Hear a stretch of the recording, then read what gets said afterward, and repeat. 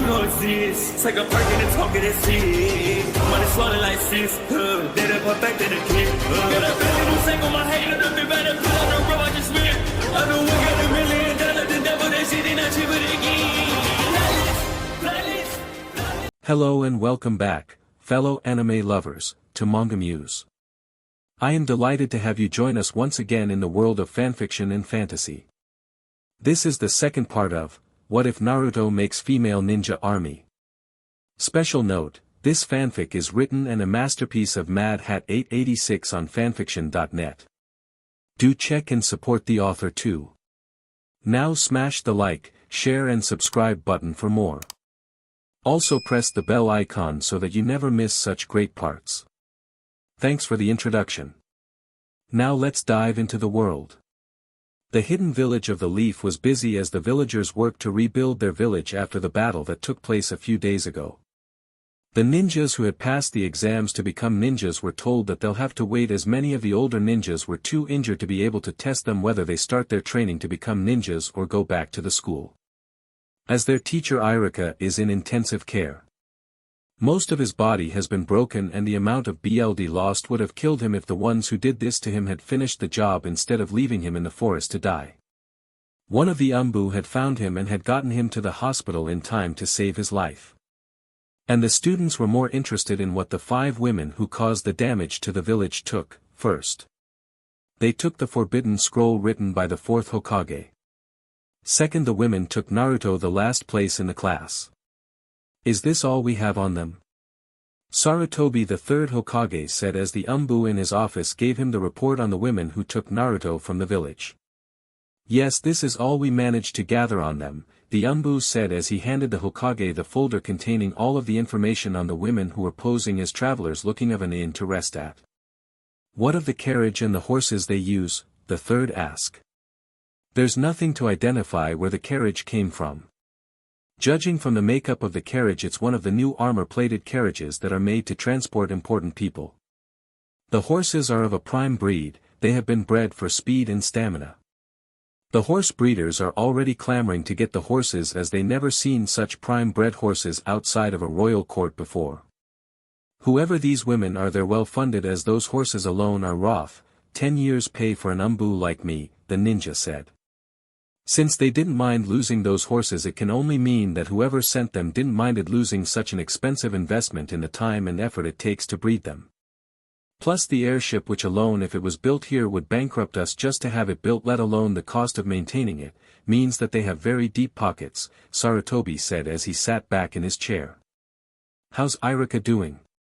He's still recovering from his injuries he received from those women. I still don't understand why they didn't kill him when they had the chance instead of leaving him there, the ninja asked to no one. They wanted him to die alone in the forest after hearing what he felt about Naruto, the 3rd answered his question. The women seem to care deeply about Naruto's well-being, that's the reason why they didn't kill him then and there so he could die a slow death. The door of his office opened as his female secretary came in. Hokage, Jiraiya and Tsunade have arrived. Alright, send them in, Sarutobi said as he had sent messengers to find his 2 students. Since they have been traveling around, they might be able to shed some light on the clues they managed to find on the women who took Minato's son from his village. He waves the 2 Umbu in the office to leave him alone so he could talk to his 2 students alone. Walking into the office is a white-haired pervert and a buxom blonde who may be in her 50s but looks, thanks to a jutsu, around 20-something. We came as soon as we heard about the attack, Tsunade said as she and her fellow students step in front of their old teacher. Naruto has been taken by women who are as stacked as Tsunade here. Jiraiya asked as he heard about how stacked the women are from the male ninjas in the village. There isn't time for you to act like yourself now, Sarutobi said to his student as he slides the folder with the information on the women in front of the 2. I need you 2 to look over this and see if you can narrow down who the women are working for. You have been around, maybe you'll be able to figure out the clues we found on them.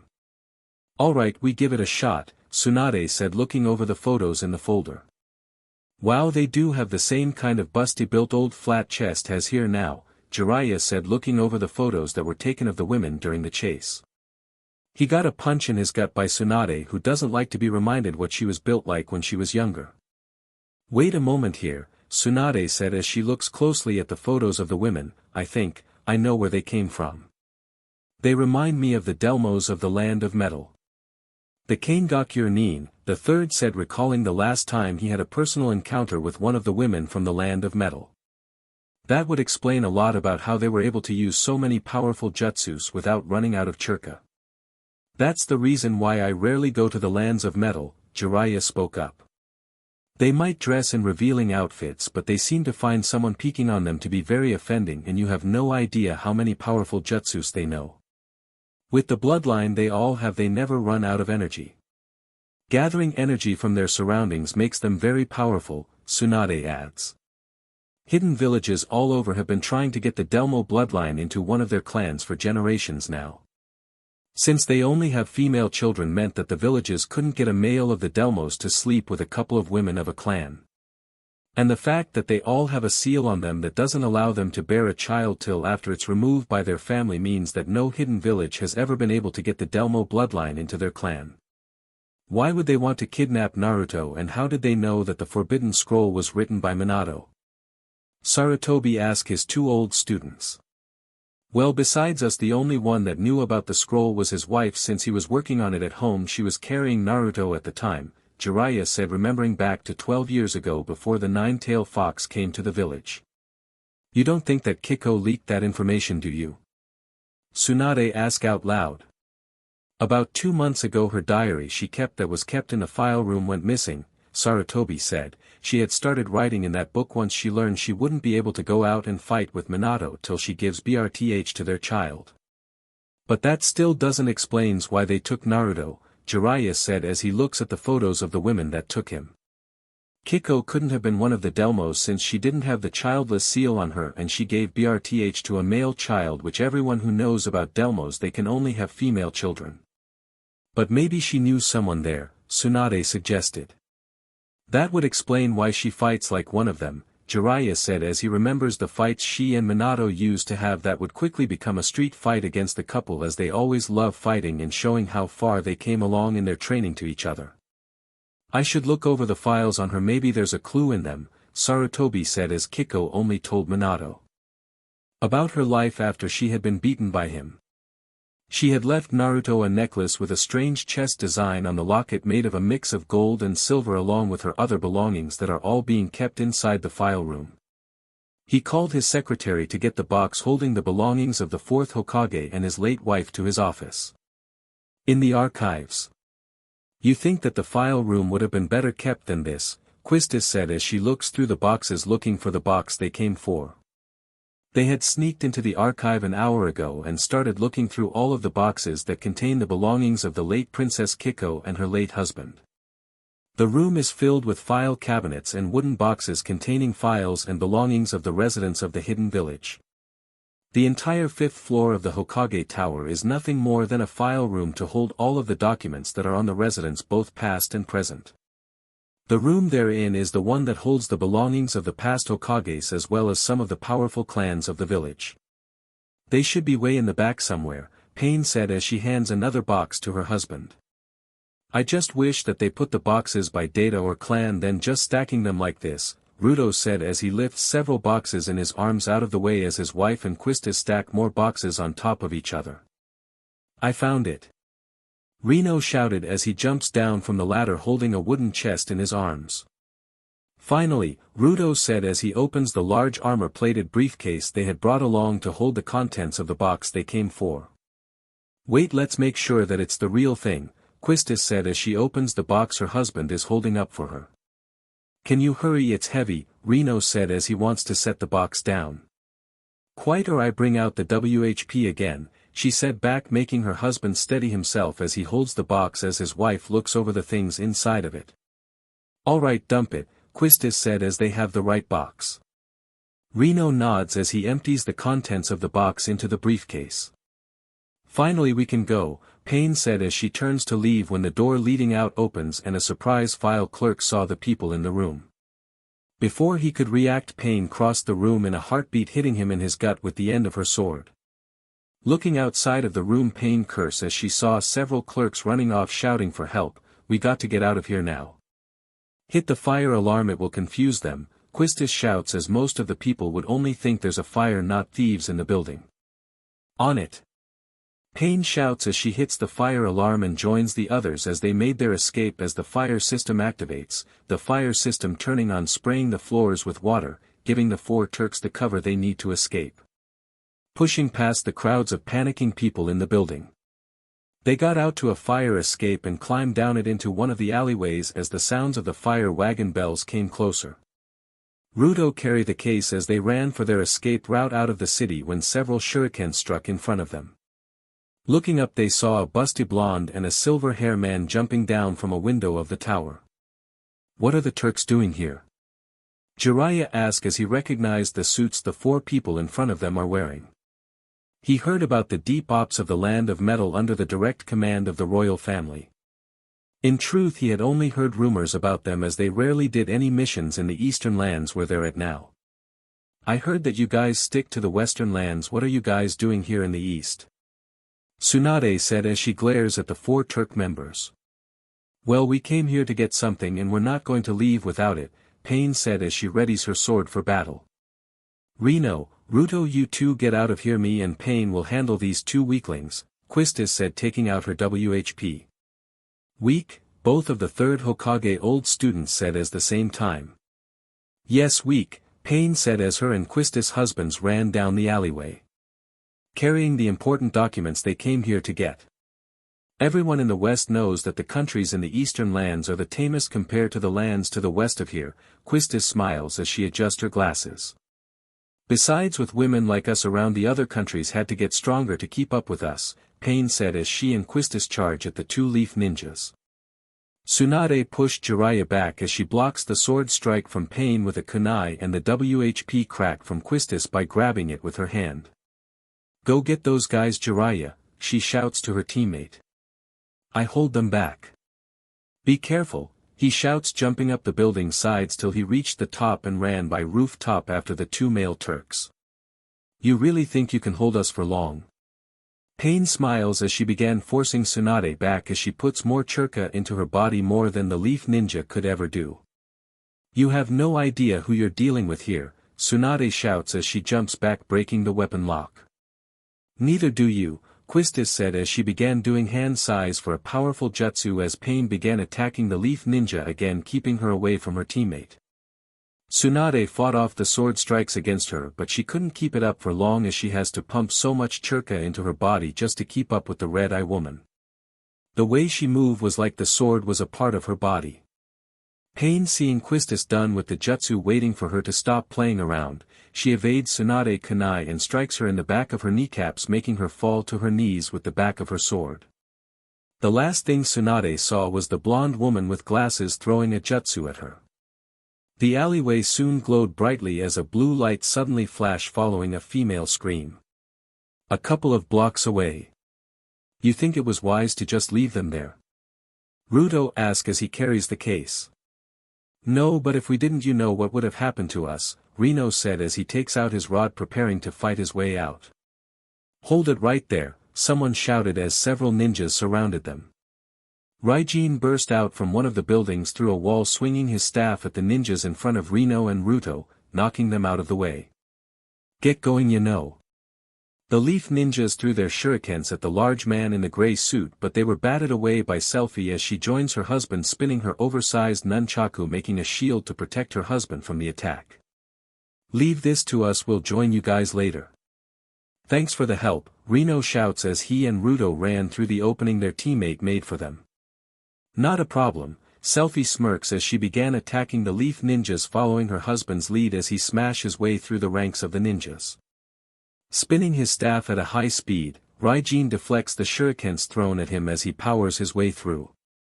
None of the ninjas could get close to him. Despite his sizes, he is very agile and could quickly turn around facing anyone who dares to attack him. Selfie raises her nunchakus up by the handles, making them glow as she charges a lightning jutsu with them. She fires the bolt into the sky, making the lightning bolt broke into dozens of lightning bolts, striking down all of the ninjas in the area. That was quick, you know, Raijin said as he head-butts the last standing ninja, knocking her out, breaking her mask as he did in two. Yeah, I thought these guys would be stronger. Selfie said as she looks at the fallen bodies of the leaf ninjas. In another part of the city. Here comes, those two slackers now, Cypher said as he and his wife Fujin sat at a tea shop, and there's a group of high-level umbu coming along also. Should we fight them? Fight. Fujin said taking a phase, now. Let's do it then, Cypher said as he sat up drawing out his sword. He and his wife step into the middle of the road as Reno and Ruto ran past, standing in the way of the ninjas who are giving chase. Get out of the way. Anko yells as she and the others in her group halt as the couple blocks them from following. Come. Fujin said as she grips her chakram tightly. You're going to fight all of us? Shikaku Nara asked as he and his old teammate Inoichi Yamanaka were called out of retirement as so many of the village ninjas are still recovering from their wounds they took during the kidnapping of Naruto. Like their other teammate Choza Akimichi who's recovering from the burns he received from the fire dragon that slammed into him. Let's show these weaklings our power, Cypher smiled as he gathers energy in his hand making the leaf ninja's eyes widen as they could see the churka being gathered in his outstretched arm. When he gathered enough he fires a fireball into the crowd of ninjas making them jump back as the flaming ball explodes. Destroy! Fujin yells as she throws her chakram after her husband's fireball. The throwing weapon began spinning gathering air making the flaming sparks left over from the blast to gather around it, feeding the flames making them grow into a flaming tornado. They combine their attacks. Inoichi yells as he sees what the two strangers are doing. But there was little he could do as the woman with the eye patch is making hand size controlling the fire tornado making it go after the ninjas. I'll take care of you. Anko yells as she aims for the person controlling the tornado. But the guy suddenly appears in front of her blocking her kunai with his long sword. Sorry but you're going to have to deal with me first, Cypher smirks as he shoves his hand in Anko's face and blasts her with a point-blank fireball sending her flying backwards through a window of a store. Protect! Fujin shouts out to her husband as she controls the tornado making the ninjas run for cover as the flaming wind raised the heat levels of the area making the houses nearby start to burn. I always do, Cypher smirks enjoying the fireworks his wife is making out of the buildings. Back to the two male Turks members. Reno, are we almost there yet? Ruto asks as he has the briefcase in his arms as he ran through the panicking streets. Almost there, Reno shouts back to her partner. Hold it right there. Jiraiya shouts as he and the other top umbu members jump in front of them. Great, now we got to fight, Reno said as he extends his rod out to its full length. Can you handle this? We can't lose it now, Ruto said as he knows if he lets go of the briefcase one of the leaf ninjas would take it. What, and have all of the fun for myself? Reno asks as he smirks at the assembled leaf shinobis. You're not going anywhere, Sarutobi said appearing behind the two Turks. What does the land of metal want with Naruto? Sorry but we're under orders not to tell you anything, Ruto said as he turns to face the Hokage while Reno keeps his eyes to the front. If we did, our wives are going to make anything you guys can think of look like a spa treatment, Reno said as he grips his rod. Besides, we're right where we want to be, Ruto said as Reno drops a small ball he held in his hands making a blinding flash of light and Ruto throws the briefcase high into the air. Someone catch it. Sarutobi shouts out as he locks his eyes onto the case as it hovers in the air. But before anyone could move, something JRKs the case like it's being pulled through the air by something. Everyone's eyes are locked onto the case as it flies into the hands of a man with long dark hair. Besides him is a short-haired blonde woman, both standing on top of a nearby building. I'll take this if you don't mind. You two handle these guys, the blonde woman said as both of them disappear from sight. You're not getting away. Sarutobi shouts as he runs after them. Hokage, one of the masked umbu shouted and was about to follow when the building the Hokage had used as a jump point to follow the two with the briefcase collapses as a spiky blonde-haired man carrying a huge buster sword stood on the ruins of the building with a woman with long brown hair. Sorry but you guys aren't going to be helping him, Tifa said as she pulls on her fighting gloves that has metal knuckles on them. You think you can stop all us? One of the ninjas shouted as he jumps at the pair.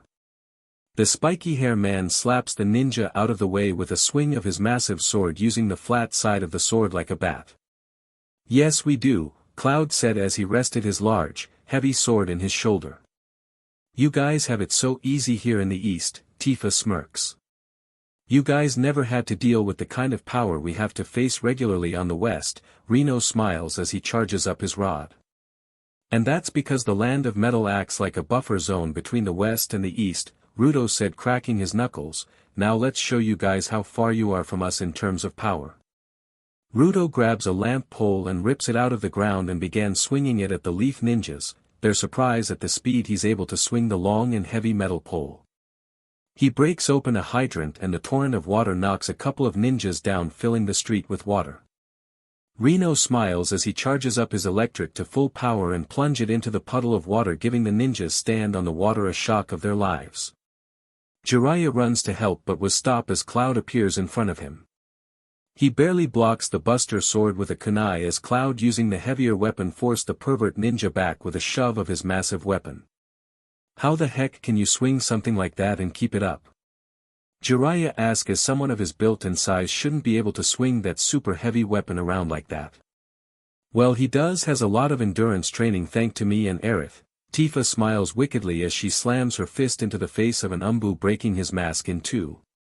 She grabs the leg of another who had big eyebrows as he tried kicking her and began swinging him around, slamming his body into the bodies of his fellow ninjas. I heard that Delmo women sometimes share a man when two of them fall of him, Jiraiya said as he throws shurikens at Cloud, who blocks them all with his sword. I always thought that those were just tall tales guys tell of the women there. I know guys who have dozens of wives, Cloud said as he remembers from the reports he read on the Leaf Village ninjas that Jiraiya is a big-time pervert. As he had expected, the pervert froze as he thought about what a single guy can do with a group of women, allowing him to swing his sword, hitting Jiraiya with the flat side of his sword, sending him slamming into the side of a building, and before he could recover, Cloud slams into him with the end of his sword, making a hole as both of their bodies broke through it. On top of the hospital. They're late again, Elena said as she stares at her pocket watch.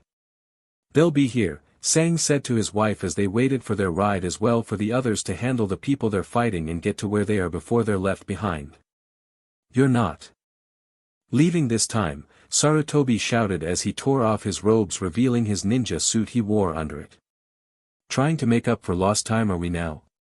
Sang said to the Hokage of the Leaf. Naruto has chosen to come with us. Or are you forgetting the look he gave you when you tried to take him back? Elena reminded him. He's in the land of metal right now, and there's no way we're going to let you guys use him or hurt him ever again. Use him? Sarutobi shouted, you're the one who's turning him against his village. I'm going to enjoy it when Naruto finally decides to make war on this village, Elena smirks. Make war on the Leaf? Sarutobi said, puzzled by her words. Dear, you did it again, Sang said, reminding her about her habit of leaking information out like that. So the old man is the Hokage of this village? Quistis said as she and the other members of Turks appeared behind Sarutobi. How strong were the ones you were fighting? Elena asked them. They're still weak from the damage Setsuna and her team made when they were escaping, Selfie laughed as she made sure to show them the power of the Delmo elites. Yeah, you know, her husband Raijin agreeing with her. Weak. Fujin simply stated. Tell me, why does the Queen of Metal is doing this? What does she wants with Naruto? Sarutobi growls as he knows he's no match for all of them.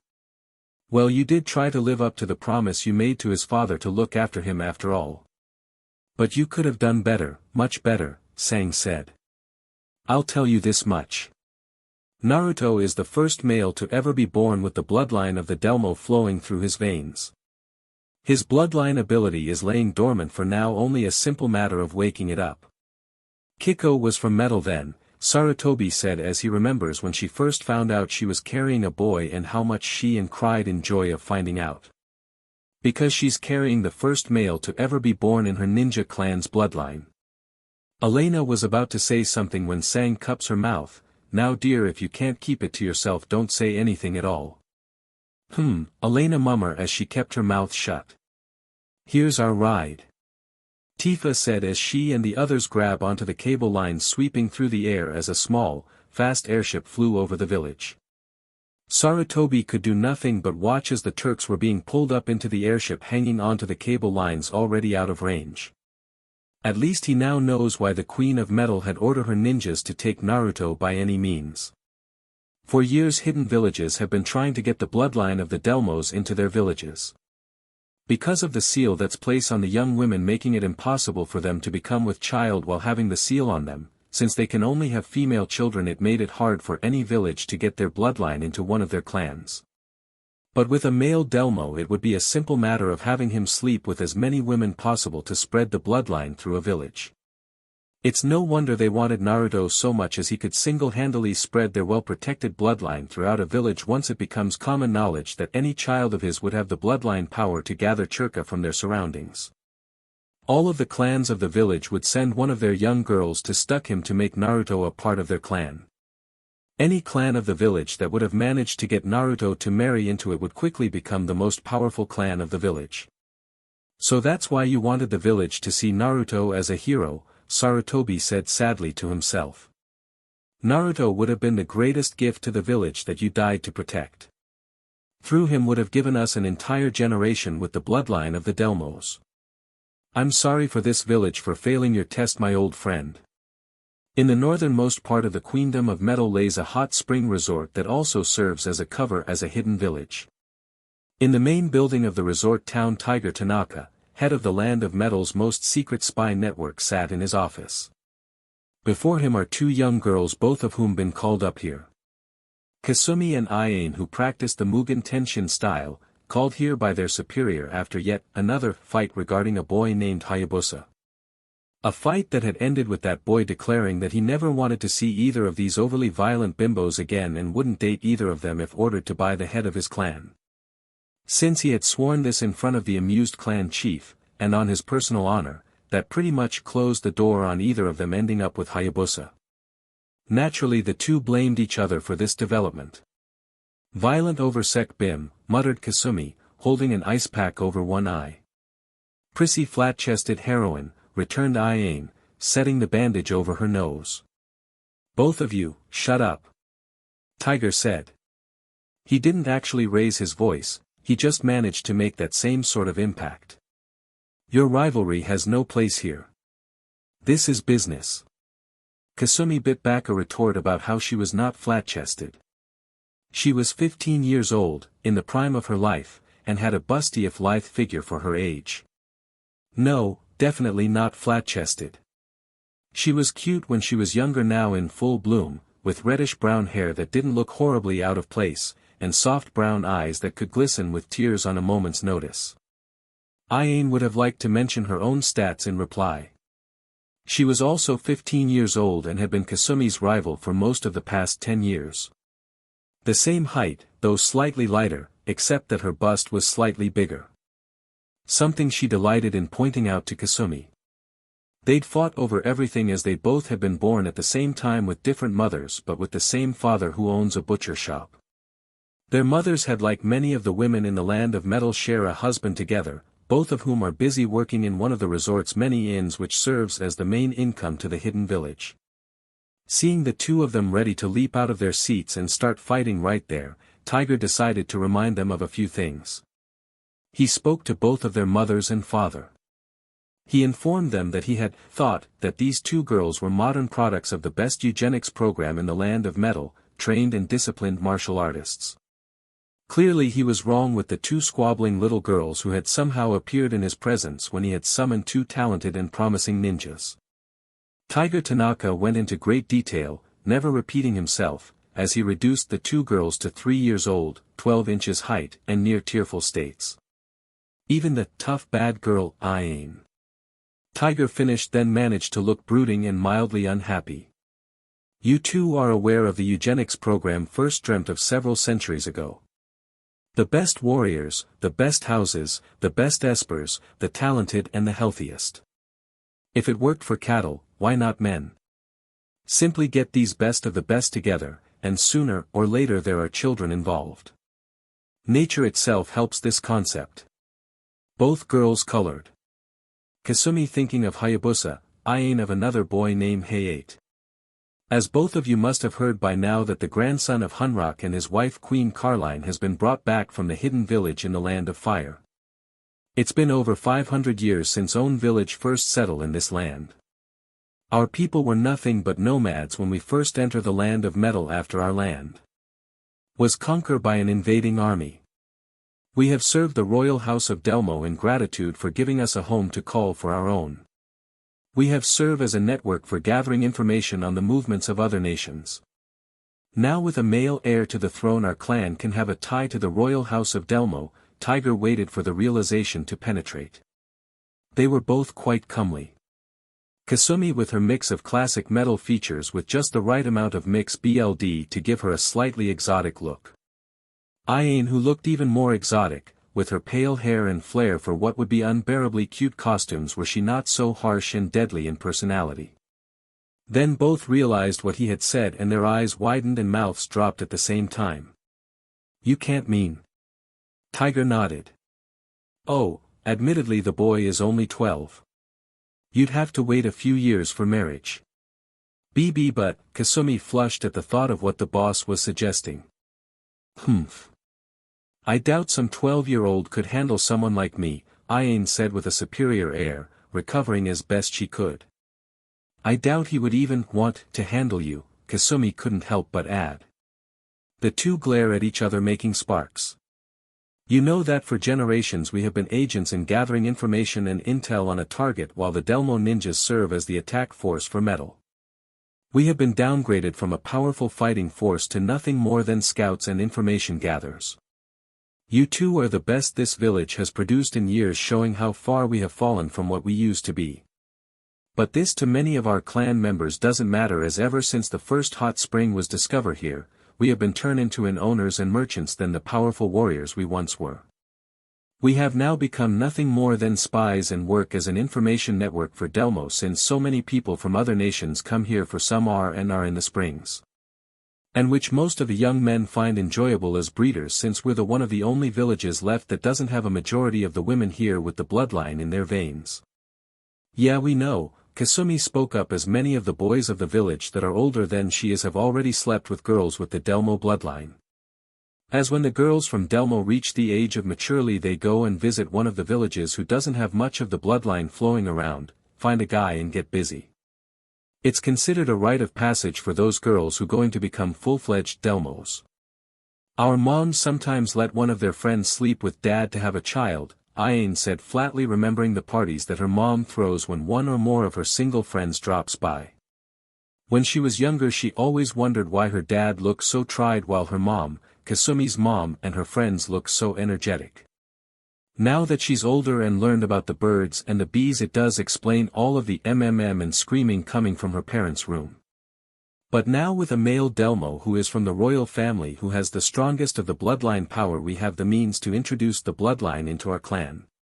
Even if you two become nothing more than concubines to him, as long as there's children born between you three, our clan will be able to become the fighting force it used to be. So remember the motto of our clan. Iane closed her eyes, and then frowned. To protect the world from devastation. To unite all peoples within our nation. Kasumi blinked. To fight for things like truth and love, continued Iane. Tiger rubbed the bridge of his nose briefly.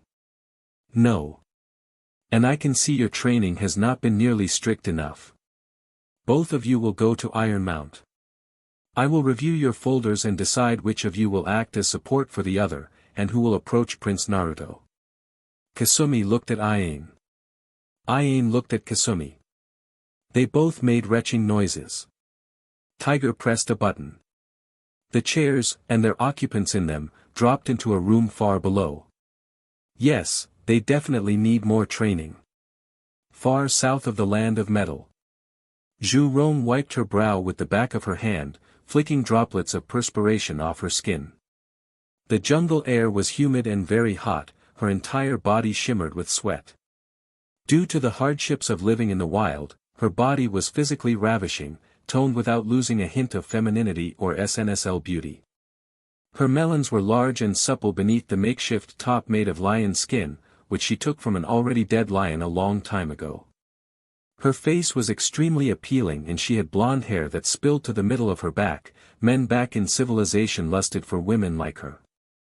She is the wife of Manghua, king of the Nan Man tribes, and claimed to be descended from the fire god from whom she acquired her name. She is a warrior queen who takes care of others. Much like her fire god namesake, Zhu Rong loves to begin an attack. She dedicates her life to supporting Manghua, in the hope that he will be regarded as a great king. Her personal weapon is a massive three-sided boomerang, which she wields easily. She also mastered all of the fire jutsus that she could get her hands upon. Even the best fire-using jutsus Kangakyur Nin to the north found her to be a challenge in battle. Even with their unlimited churka they could barely last long enough for Zhu Rong to run out of churka. She has 4 bodyguards with her. The women warriors of Nan Man are known as Amazons. The Amazons with her are towering brunettes, just over 6 feet tall, so they practically dwarfed Zhu Rong's 5 foot 7 feet of height. They wore the traditional leathers of their tribes, a short skirt that displayed their long, well-muscled and toned legs, and small studded leather halter that pushed up their ample melons. Although the Amazons' bodyguards are tall and physically dominating, they are also very appealing. They join her for a bit of training as she likes to keep her body in shape to fight. Her skin hot and sticky from a long day of running and swinging through the humid jungle, Zhu Rong could not help but smile with relief at the sudden sight of a waterfall and its cool torrential waters. She untied the cord that held her lion's skin top together, freeing her long confined melons. Next she untied her loincloth and hung both garments on a tree branch. Completely naked she dove into the cool pond that was fed by the waterfall and swam gracefully to the edge to the mouth of the waterfall. She closed her eyes as she stepped beneath the rushing water, feeling it wash away the day's sweat and grime on her body while cooling her hot skin. She raised her arms and rubbed the length of each one before rubbing her torso all over to ensure she was thoroughly cleaned. She waved for her bodyguards to join her as she knows they want to clean themselves as well. They smiled as they took off their clothes and joined their queen in the jungle pool. Her bodyguards are very close to her as they have been together for a very long time now, and came to know every part of each other's bodies, up close and personal. They were settling in the pool when they felt someone coming to them. They wonder if it was another teenage boy who was hopping for a peek at the Nan Man queen, as they often would come to this pool to bath after training. It looked as if they were going to have to set yet another example to make it clear that peeking on the queen didn't come without a price. They relaxed when they saw it was a woman coming towards them. She was 6 foot tall and her body was perfectly proportioned for her height. Long thick lustrous black hair flowed down her back. She had dark amber eyes, slightly raised at the outside corners, giving her a cat-like appearance. Her facial features were pronounced yet fine, strong jawline, pretty nose, ears set close to her head. Over her torso she wore a sleeveless low-cut brown leather jerkin drawn together across her melons by a leather lace that wove across her melons 3 times, her melons visible through the laces. A short white skirt covered the top of her legs, a slit each side rising to her waist. She stood in black leather thigh boots that rose to 3 inches above her knees. A large buckled belt hung at her waist and a gold band in the shape of a serpent wound itself around her left bicep. A necklace of various charms hung around her neck. Perhaps most striking was her body. Her muscles were taut, toned, hard, beyond anything they had ever seen. Not massive, just incredibly fit and remarkably defined. So feminine and so very secretary. She had wide shoulders and a narrow waist. Her melons were generous, the lace across her front straining to keep them within her tunic. Even in this light they could see that her skin was gently bronzed, and flawless. They estimated her age at 35, maybe 36, at the very peak of her physical condition. "Hello sister, I see that you still come to the same pool to bath after your training. It's no wonder that there are so many young men who dare to take a peek at you when it's common knowledge where you bath," Amphra, the second wife of Manghua, said to her fellow wife. "Amphra, have you come to join us?" Zhu Rong asked as she glances at her bodyguards for them to follow her lead as she walks towards her sister. Her bodyguards all know what she's getting at. As first wife, she likes to remind her fellow wives the ranking order. Sorry, there's no time for fun, Amphra said, as she doesn't want her sister's bodyguards to hold her down, as Zhu Rong has her way with her before she lets her bodyguards have their turn on her again. Not that she didn't find it enjoyable. Then why are you here then? Zhu Rong asked as she stops in front of Amphra. Her wet melons pressing on her fellow wives' cover ones. I have received news about the heir of metal, Amphra said, and our husband is waiting for us in the castle. So let's go there first and we can have fun with him afterwards. Alright, Zhu Rong said as smiling, and after he's drained we can have fun with my bodyguards. Deal, Amphra said, as she would enjoy that, and from the looks on the bodyguards' faces so would they. In Nanzog, the capital city of Nan Man. The first time a traveler would enter the capital city were always amazed at the incredible architecture. Huge stone columns were everywhere and the high-roofed buildings stood like proud monuments. The streets were all paved and smooth, and there were fountains and/or huge statues or gardens at every major intersection. The city, itself, was absolutely huge, and the number of people who lived here must have been mind-boggling. First-timers could only gawk at the magnificent architecture and appealing splendor. It might have been hell for them to come here through the hot jungle around the city, but it looked like paradise. In the center of the city is a large pyramid that serves as the royal palace. Zhu Rong and Amphra walked past the guards and servants of palace as they made their way to their husband. The throne chamber is huge and looked more like a temple, with its marble pillars and smooth granite floor. The vaulted ceiling was a full 50 feet high and dappled beams of daylight shone down from above. The entire palace was cool and airy, despite the high heat and humidity of the jungle nearby. The two queens walked forward, between the two hulking warriors guarding the chamber, and approached the throne. The huge, dark-skinned man's massive bulk reclined into expansive luxurious cushions, his entire concentration focused upon his two head wives as they enter the room. He wore a single item of clothing, a baggy pair of pants, while his feet were equipped with but a simple pair of sandals. He is Menghua, the king of Nan Man, the chieftain and leader of the tribes in the Nanzhong region south of the Queendom of Metal. And he is massive, inches above 7 foot tall. His bulk would be estimated by most people to be in excess of 350 pounds. They would be correct on their estimate of weight, but wrong if they attributed most to fat.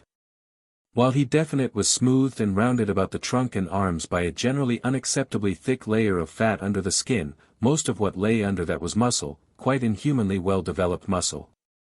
This man was as powerful physically as he was in the more occult areas of his life. His arms, bulging with fat overlaying even more bulky muscle, were nearly twice the width of a typical Olympic weightlifter's.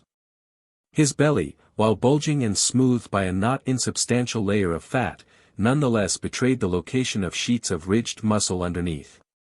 His weapon of choice is a pair of large gauntlets called King of Beasts, which are shaped like wolf heads.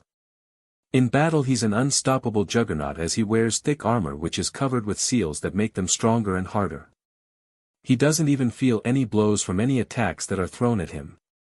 "Ah, dears, you're here," Menghua greeted the pair. "What do you want, you big lug?" Zhu Rong asked in the manner she always uses when dealing with her husband. "Amphra is the one who wanted to do this," he answers. "As I said before, the Queen of Metal has finally located the heir to her queendom," Amphra said, who used to having to remind them of what she says now and then. "She's the one who handles the complex parts of running of a kingdom." "What does that have to do with us?" Menghua asked, as everyone knows that all of the royal family members are always women and are picky of who they marry. They also marry someone who isn't of the high class that most royals in other nations marry. As the current queen had married a slacker who broke into the castle to give back her family chest she had dropped. When he had first heard that Princess Kiko was of marrying age, he tried to woo her, but that ended badly, as she said that she wasn't interested in him and that he was already married to Zhu Rong, and she took an instant's dislike to Kiko. She was the one who dragged him back to their Nan Man, as she said that there's no way she was going to have someone like Kiko as a co-wife. The heir is a boy, a male Delmo, the first one ever to be born, and is the sole heir to the Queendom of Metal, which will become a kingdom under his rule, Amphra explains to them. I get it, Zhu Rong said as she gets where this is going to. Get what? Their husband asked. She means that we can finally have our foot in the door of gaining a foothold in metal now that there's a male Delmo, Zhu Rong said. What's the plan, sister? I'm going to send my daughter to be his fiancée as she's the only one in our family that's around his age. All of the other girls are too young like your daughter Tulu's sister. He's only 12 so Tai Li is going to have to stay in metal till they're old enough to marry. After that our two nations will be joined together by marriage and if Tai Li has a boy then the Delmo bloodline can be spread around here making us more powerful. We always have been on friendly terms with each other so it should be easy for us to get Galeen to be this Prince fiancé. We also have to find someone else to join Tai Li in the engagement so we're going to have to spread the word for the nobles to send their young daughters here and choose who's going to join the engagement, Amphra explains to them. I like it, Zhu Rong agrees with her co-wife. Isn't she too young for that still? Meng Hua said as Tai Li is only 11. Stay out of this, both of them bark at him. Yes dears, he said cowering in fear. In a large manor in the city of Ironmount. In the dining room of the manor a family of 5 sat at the long dining table. They are of the Blumare family who are known throughout the trade networks, they have been traders for generations becoming one of the most powerful clans in the land of metal. Glycine Blumare sat at the table as the family meal is being brought to them. Her parents sat on the other side of the table and she sat next to her little sister 3-year-old Glenda. At the head of the table is her grandmother Sito who is the head of the family now. She's in her late 50s but still looks younger as the aging process is slower in Delmo women thanks to their bloodline. Unlike the rest of the family her grandmother Sito has long green hair with traces of silver strands showing the signs of her aging. How can they expect the noble Blumare to lower themselves to serving, Glycine mother Ryan said as she finds it insulting. Now daughter, Sito said to her daughter. This is the first chance for the Blumare family and the Delmo family to finally join together. For generations we have been supports of the royal family and we have grown very close to the royal family. And Carline is one of my closest friends and that includes getting to know each other's bodies by every inch. Grandmother. Glycine shouted as she doesn't like it when her grandmother goes into one of her stories about her SXL adventures when she was younger. I'll eat later, her father said as he sat up losing his appetite leaving the room. Ryan, I know that Fred is a good trader but you really should get him loosen up, invite some of your unmarried friends over and have an org. So Glenn and Glycine will have some half-sisters, Sito said to her daughter. Mother, how could you think of me doing something like that? Ryan said blushing red. Your father never minded, Sito smiles as it quite common for a married woman to share her husband with her unmarried friends. Mom enough, Ryan growls as she already heard this story before as she has already met her half-sisters from the women her father had slept with which her mother allowed to happen.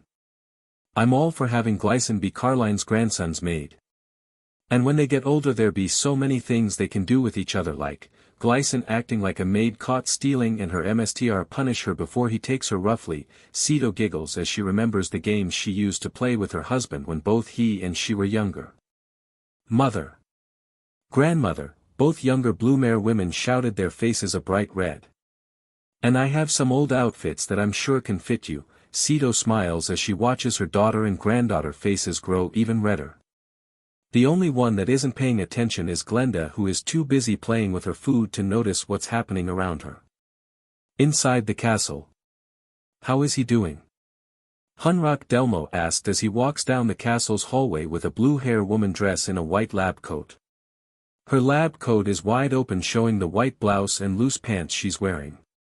The buttons of her blouse strain to hold in her ample melons in check, if she starts bouncing around she would likely start popping buttons. He's suffering from malnourishment thanks to his poor diet of eating nothing but ramen all the time. He's shorter than he should be at his age, I have already started him on a high-potent diet.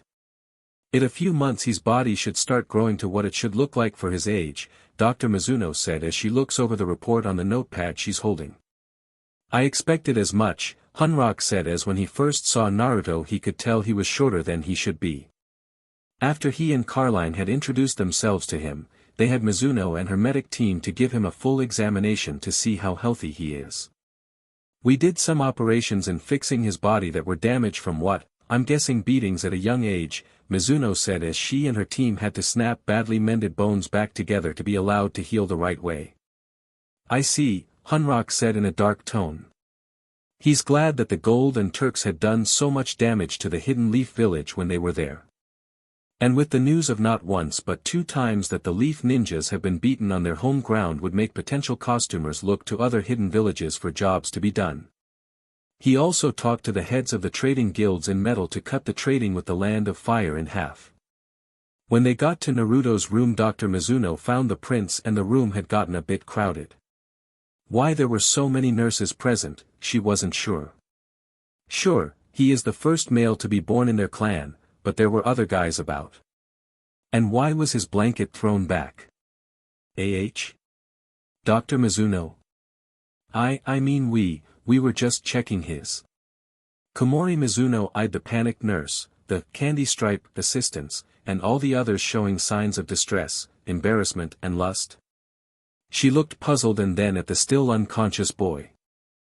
Eyes twitching under his lids, slight jerking motions at the extremities, all signs of REM sleep, even his. The royal nurse cleared her throat. Well, you've checked his catheter placement. Now give the poor boy some privacy. Watching with some amusement as the various nurses scurried out, Dr. Mizuno covered the boy with the blanket, her eyebrows still raised. Well, I always wonder what the Delmo bloodline would do for a guy. It makes us women stack, and it makes guys well endowed. Now that's my man of a grandson. Hunrock said as he sees why the nurses were all in Naruto's room. Yes he is, Dr. Mizuno said as she couldn't help but stare at the sleeping boy's manly body part and drool. I hope that he won't hurt the girl who makes him a man too much. Unless one of you older women gets to him first, Hunrock said as he sees how the doctor is drooling. I'll watch over him while you get Reno and Ruto to guard the door.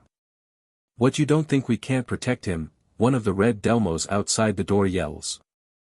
I know you two can, but of course what's stopping you two from coming inside and getting personal with my grandson? He asked them, making both the guards to turn red as their uniforms. I'll go get those two, Dr. Mizuno said as she snaps out of her wet daydream and heads out to find the 2 Turks members and take a cold shower afterwards. In another part of the castle. Footsteps echoed across the polished marble floor as Tiger General Sunyu entered the royal entry chamber of the queen. Sunyu. She passed a pair of elite red Delmo guardswomen and saluted them with a fist on her melons. The guards returned her salute and she passed by them into the massive hallway beyond. She gazed at the statuary and expensive tapestries which lined the hallway, but she dared not slow her pace to stare at these marvels. At the end of the hallway was a huge oaken double door, banded in iron, and decorated with carvings. At either side of the door stood 2 red Delmos in full armor who must have been both 7 feet tall and both carried barbed spears.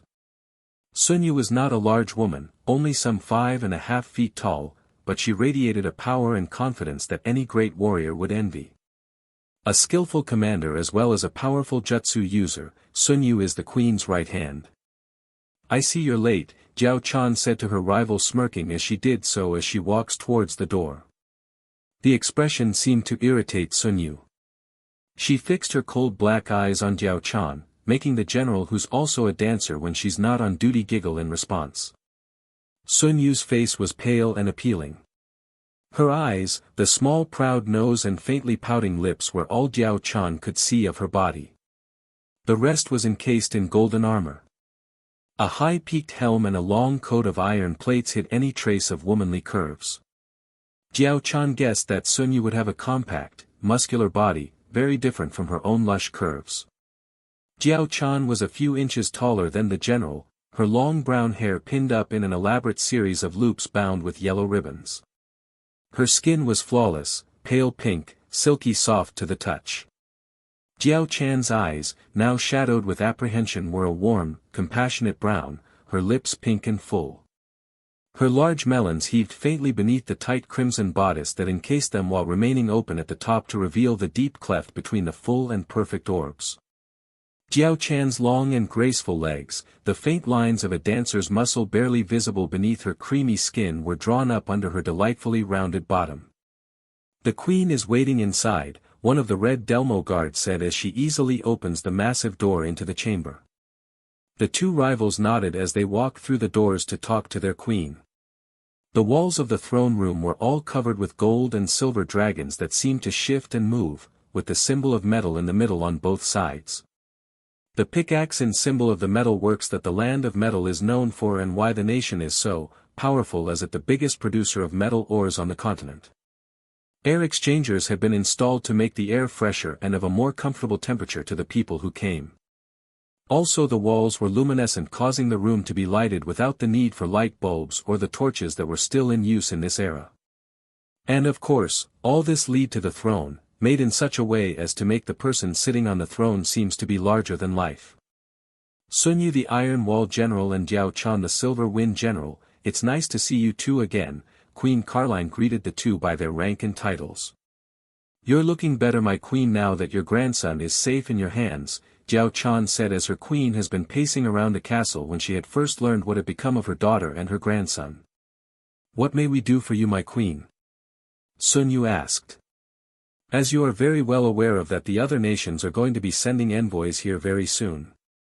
The news of there being a male Delmo will soon reach the far corners of the world, and the nations and hidden villages will be clamoring to have Naruto to impregnate one of their women they're going to send in the envoys. This is the first time that the Delmo bloodline can be passed down to a clan outside of metal. As a male, Naruto will be able to impregnate as many women as his body will be able to handle. He's going to need to be protected by attempts of kidnapping and RPE, as some of the clans will be desperate to have our bloodline in theirs," Caroline explains. "How many do you want to guard him?" Sunyu asked. "As many as it takes to keep him safe," Caroline said. "There will be assassinations attempts on his life, as there are many who will pay a king's ransom to see that there's no heir to the throne. In the chaos that follows in the fight for the throne, enemy nations will try to invade or take over the trade routes that are in our control. I have already doubled the red Delmos in the castle and have gold Delmos watching for any strange actives in the city. Even the white Delmos have been stepping up to meet my demands in them. My husband's Turks unit have already assigned the 7 personal servants to our grandson close to his age, so he'll be able to make some friends. The white Delmos do serve as the royal bodyguards, but they also serve as the commanders for the other Delmos. I want a unit whose sole purpose is to protect Naruto at all cost, which will be called the Killer Bees. As bees will die to protect their queen, I want these Killer Bees to die to protect Naruto. I will search throughout my ranks to find women who are suitable to protect Prince Naruto," Jiao Chan said as she bows to her queen. "As so will I," Sunyu said as well, not wanting to be upstaged by her rival. "There's no need for that, I have already chosen 13 young women to place into the Killer Bee unit," Queen Caroline said. She raised her right hand and gave a slight wave, and 2 white Delmos suddenly appeared in front of the 2 generals, handing them each a folder before disappearing again. Each of these girls are 3 years older than Naruto, so there won't be a big age gap between them. I expect them to never let Naruto out of their sights, and no more than 2 will ever be left alone with him. You 2 are the best generals of metal, and I want you 2 to train them to their limits in making sure they'll be the best bodyguards of metal when you're done with them." "Yes, Ma," both of them barked at the same time. The 2 generals read through the folders containing the information on all of the girls chosen, as well as a full-length picture of what they look like in the folders. The first girl is Kami, a petite girl with blue eyes and unusually long blonde pigtails with a scar on her left cheek. Junie, a blonde with short hair, stands. She specializes in unarmed combat. Julie has short light brown hair. She specializes in unarmed combat as well and is the bustiest of all of the girls in the folder. Enero has pink hair with short ponytails. She specializes in communications, carrying a microphone with her. She can use a sound jutsu with her voice to make a sonic scream. Fevrier has short purple hair. She specializes in using crossbows and other long-range weapons. Mars short purple hair. She specializes in information gathering and recon. She can make herself invisible at will. April, a redhead with short hair. She specializes as a medic. And using her medical knowledge knows every pressure point on the human body. Satsuki with short brown hair, she specializes in sword fighting. She can focus her churka into her sword and make energy blades that can cut through anything that shoots out of her sword at will. Santama with wild brown hair and tan skin, she specializes in spear fighting and is accompanied by a pet monkey. She is a natural climber who can scale almost any kind of surface, has fast footwork. Xiaoyu with short brown hair, she specializes in using nunchaku. She can disconnect any part of her body at will like a rag doll, letting her launch attacks in any kind of position. Jianyu has short black hair, she specializes in using a quarterstaff. Her eyes can see the weak spots in anything that stands before her. Noembulu, she had tan skin and brown locks of hair, she specializes in fighting with twin hatchets. She is the strongest of all of them and can make her body as hard and strong as steel. Decapri, her appearance resembles Kami with a black gas mask.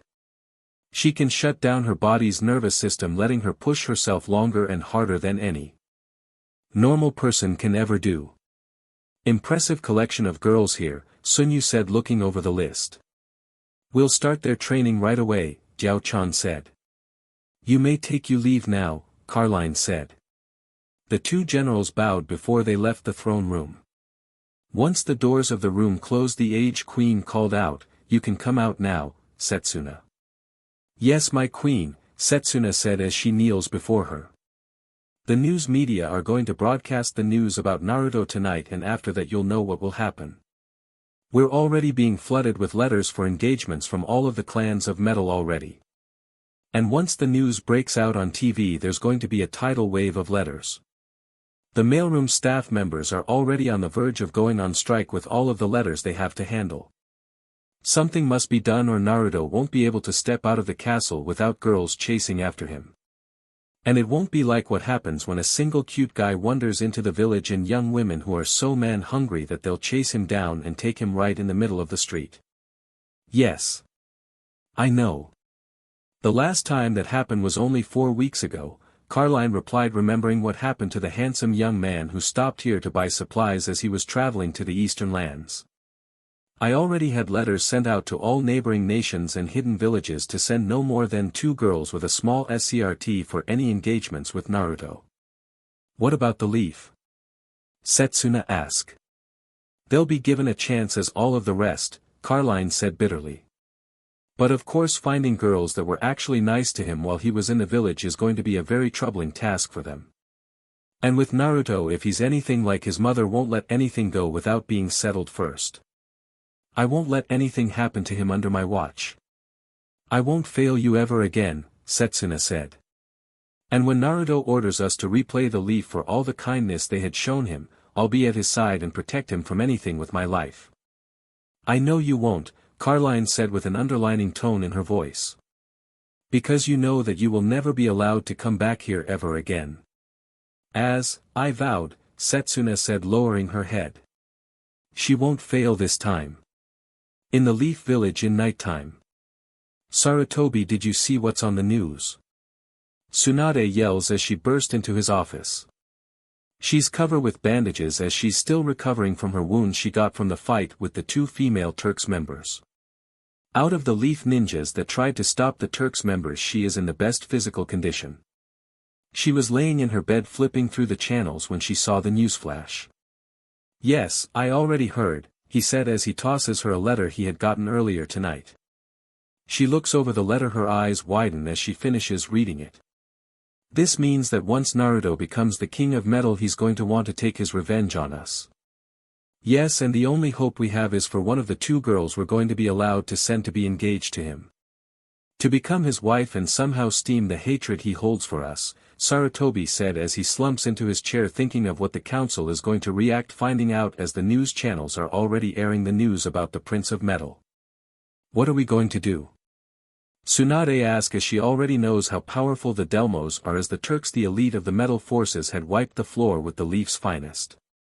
They have the forbidden scroll with the village's most powerful jutsus written in it that's going to become well known to all of the Kangakure Nin so that they'll know every one of our jutsus. There's more than that when they stole the files on Erasure and his family, but also they took the files that Erasure wrote on the fighting styles of the clans of the village, stating their strengths and weaknesses. They'll know everything about us and how to beat us. With how Naruto's state of mind now, he will come back to this village with an army of elite Delmos right behind him.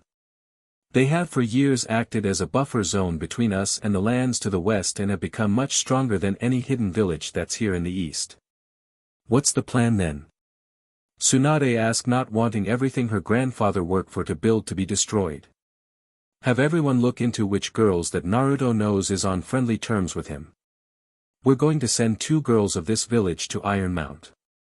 There's no way we'll be able to take on a nation like Metal, they're stronger and have more numbers and allies than we do. But there is still the problem of finding girls who acted friendly with him and whose parents haven't chased him away. Erasure must be ashamed of what this village has done to his son, Tsunade said, as she knows there's very little chance of finding 1 but 2 girls who actually are Naruto's friends. I know, Sarutobi sighed as he knows what's going to happen tomorrow morning as the news breaks out all over the village. The boy that's hated is a prince heir to the throne of Metal, one of the most powerful nations in the world, who hates them in return. In 2 bedrooms of the village 2 young girls sat and watched as a newsflash suddenly flashed across scene, interrupting the show they were watching. One of the girls works in a ramen stand. The other lives in a large manor of the strongest clan of the village. 2 girls who shouldn't have anything that connects them but something knows someone does, connect them to each other. The 2 sets of eyes, one dark the other white, widen as they see who it is shown on the screen. Both spoke and both said the same thing: Naruto is a prince. Tsunade, literally village hidden among sand, is one of the 5 great ninja villages, and as such has a Kage as its leader, known as the Kazekage. With its military forces being scaled down by the Land of Wind's Lord, the 4th Kazekage realized that they had to increase the quality of each ninja to maintain a military force. As more time passed, the Lord started commissioning Konoha with requests he should have been making to Tsunade. On top of that, he had begun cutting back on Tsunade's military budget.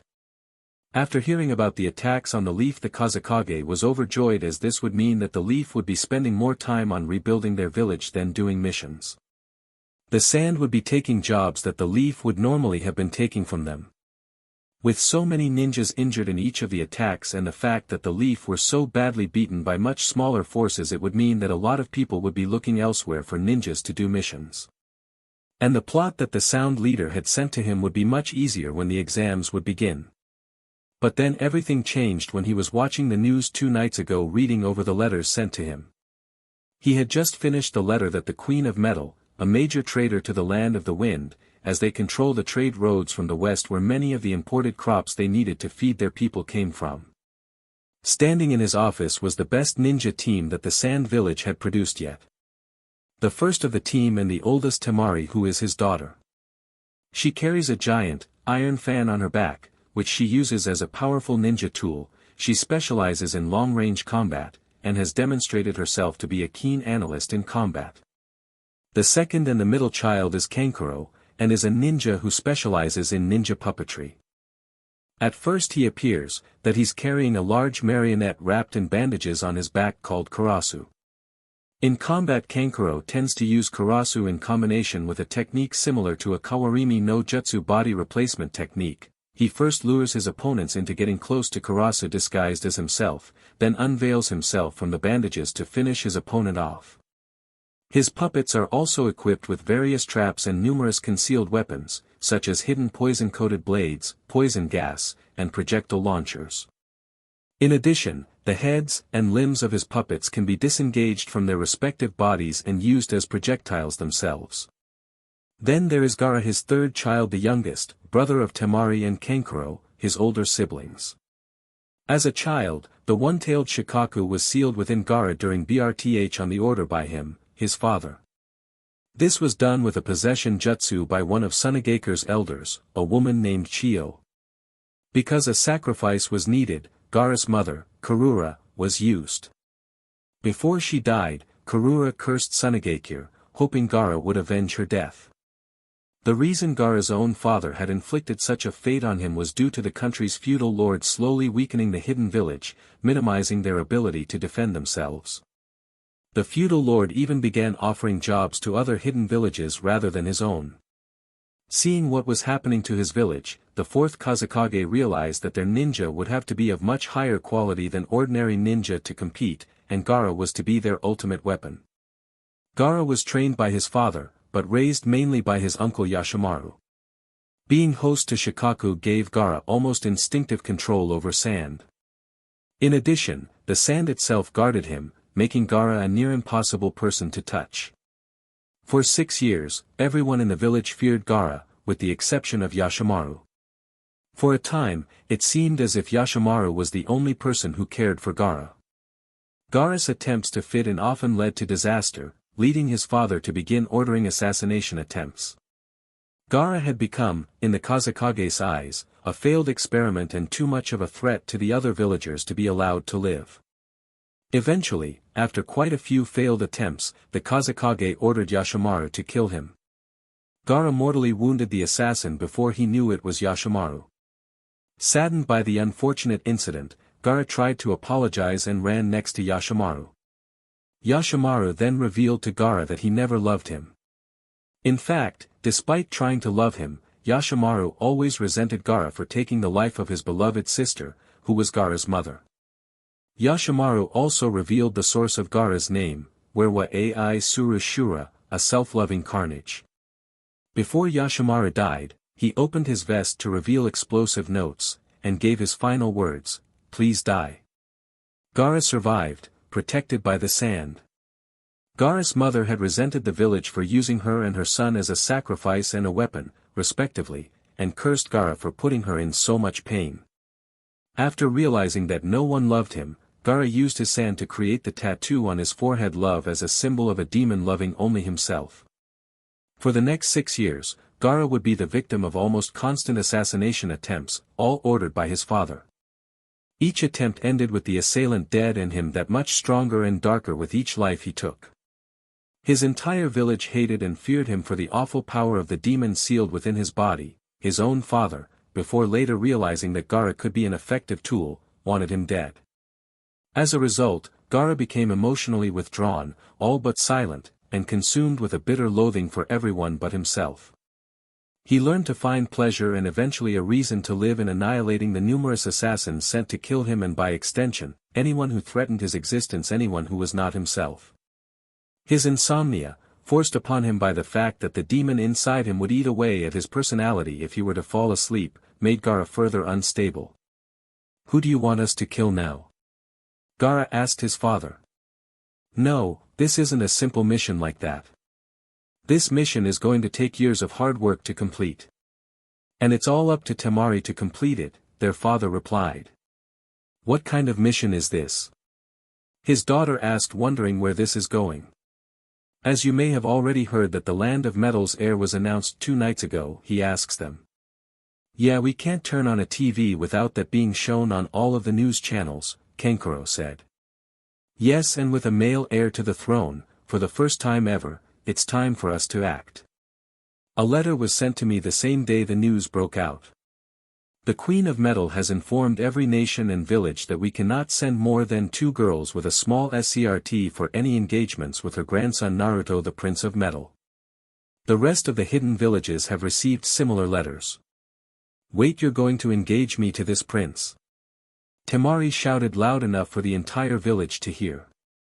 "Yes, I am," her father said as he waited for his ears to stop ringing. "Your brothers are going to be your SCRT.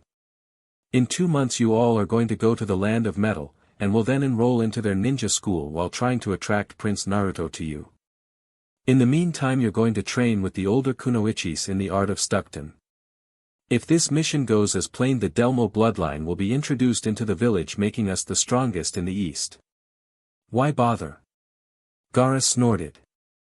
"Because, even with the Shikaku inside of you, compared to the Delmos and the others Nins in the West, you're nothing more than a rank B ninja compared to the ones beyond the Land of Metal." All of his children's eyes widened at the fact Gaara would rank no more than a B-class ninja.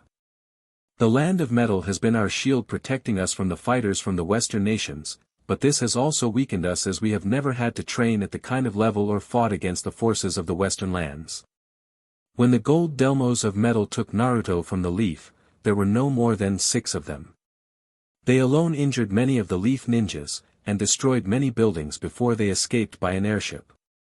Then the Turks, the elitist of the special forces of metal, numbering in 12, came to steal the belongings of the 4th Hokage and his wife, who was none other than the current queen's only daughter. These two are Naruto's parents. They took out all of the best ninjas of the Leaf that were thrown at them, including 2 of the 3 legendary Sanins. So there's people that are even stronger than me, Gaara said as it filled him with joy at the thrill of becoming even stronger by facing people in the West. While there you are to refrain from killing or maiming, anything of that will break off your sister's engagement with the prince, his father said. And while there you won't have to worry about assassination attempts from me. Anything that might cause harm to the prince by any of the villages or nations will have the offending nation or village engagement broken off. And that's something that we can't risk with so much to gain. Who else is going to be engaged to him? His daughter asked. The village council is still deciding on that. We have 2 months before the engagement starts. So all of you start preparing to leave for Ironmount, in the 2 months before you have to leave. Why are you letting me go? Gaara asked, knowing that his father would never let him go somewhere without having something up his sleeves. Because the prince is just like you, he stated as he presented the letter he had received from Metal. It's all in the letter. Queen Carline wants everyone who's engaged to her grandson to know the secret that was kept hidden by the Leaf. The 3 siblings stared as they began reading the letter and what was written about the Prince of Metal. In another hidden village. Zaku Obumi is a genin-level ninja from the Hidden Sound Village. Like many sound ninja, he has been physically altered with unnatural enhancements that enhance his abilities. In his case, he was fitted with hollow air tubes that extend through his arms and open through his hands, allowing him to propel a combination of air pressure and sound in various ratios, controlled by his chakra. He's wondering why their leader had called him and his team to his office. The only female member of his team, Kintsuchi, is a genin-level ninja as well. She uses a combination of bells, strings, and needles to confuse her enemies. In battles, the bells cause a genjutsu, further confusing and disorientating her opponent. And the last is Dosu Kinyuta. Out of all of them, he is the strongest. Dosu is equipped with a special speaker tied to his wrist which serves to amplify sound waves and dramatically strengthen his sound-based attacks. Even if his attack is blocked, the sound waves caused by his speakers are enough to harm the one he's attacking. Let me get right down to the point, Orochimaru said to 3 ninjas present. The Queen of Metal has sent all of the hidden villages letters with rules about engagements with her grandson. I can only send 2 girls around this Prince Naruto's age and a small SCRT with them. I see then, I'm to be engaged to him, Kin stated, understanding her mission immediately.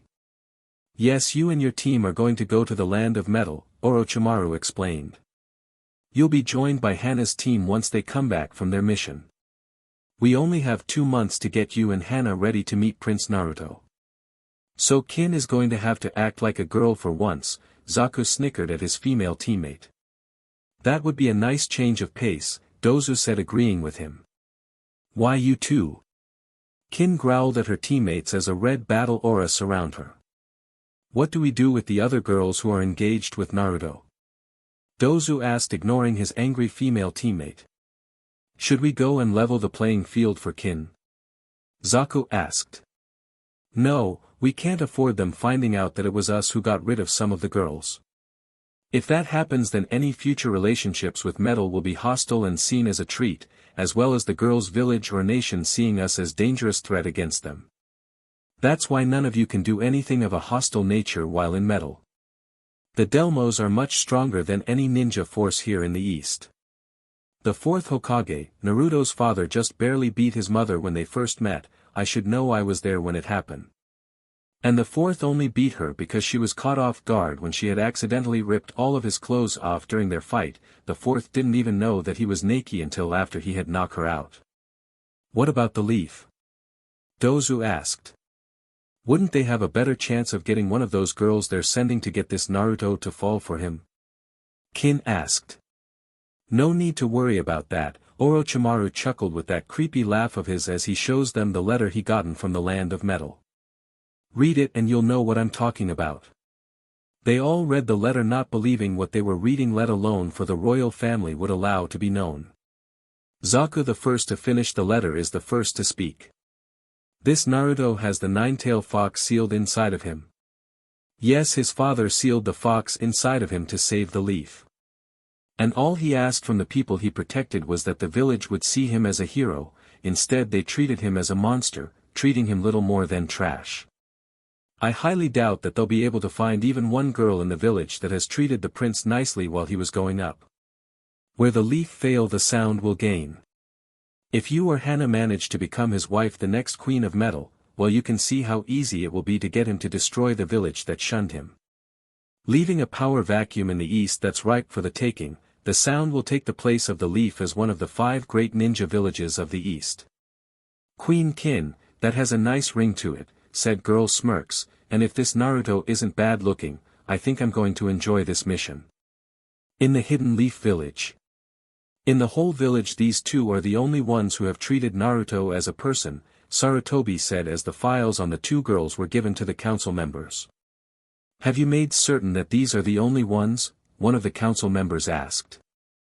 I wasn't even expecting to have even one girl who didn't harm or mistreat him in one way or another, Sarutobi stated with annoyance. What about girls that he hasn't met before? One of the members asked. No, that will do no good, since one of the rules the queen made in the engagement is that all girls who wish to be engaged to Naruto must know that he has the demon fox sealed inside of him, Sarutobi said, causing all of the members to gasp out in shock. She wants us to tell my daughter that boy has the demon fox inside of him. Hinata's father shouted. Yes, she does, Sarutobi answered. Failure to do so will break off the engagement for both girls. All of the other nations and villages have already been given letters like the one I received already. They know everything about Naruto and who his parents are. But once any girl in the village finds out that he has, one of the members started. They'll be too scared of him to be forced into the engagement. And even if they do, they will look at Naruto as the demon fox, making any kind of relationship between them impossible, Sarutobi finished. They're not even giving us a chance, one of the members growled out. And this village has never given Naruto a chance either, Sarutobi stated, causing the members to glare at him. Like it or not, the demon, as many of you see Naruto as, is the future king of metal, and once he is king he's going to come back here for his revenge. And before you all go about killing him before that happens, think about of what that kind of action is going to cause. The current queen, his grandmother, will point the finger at us and send out every Delmo she has to destroy us.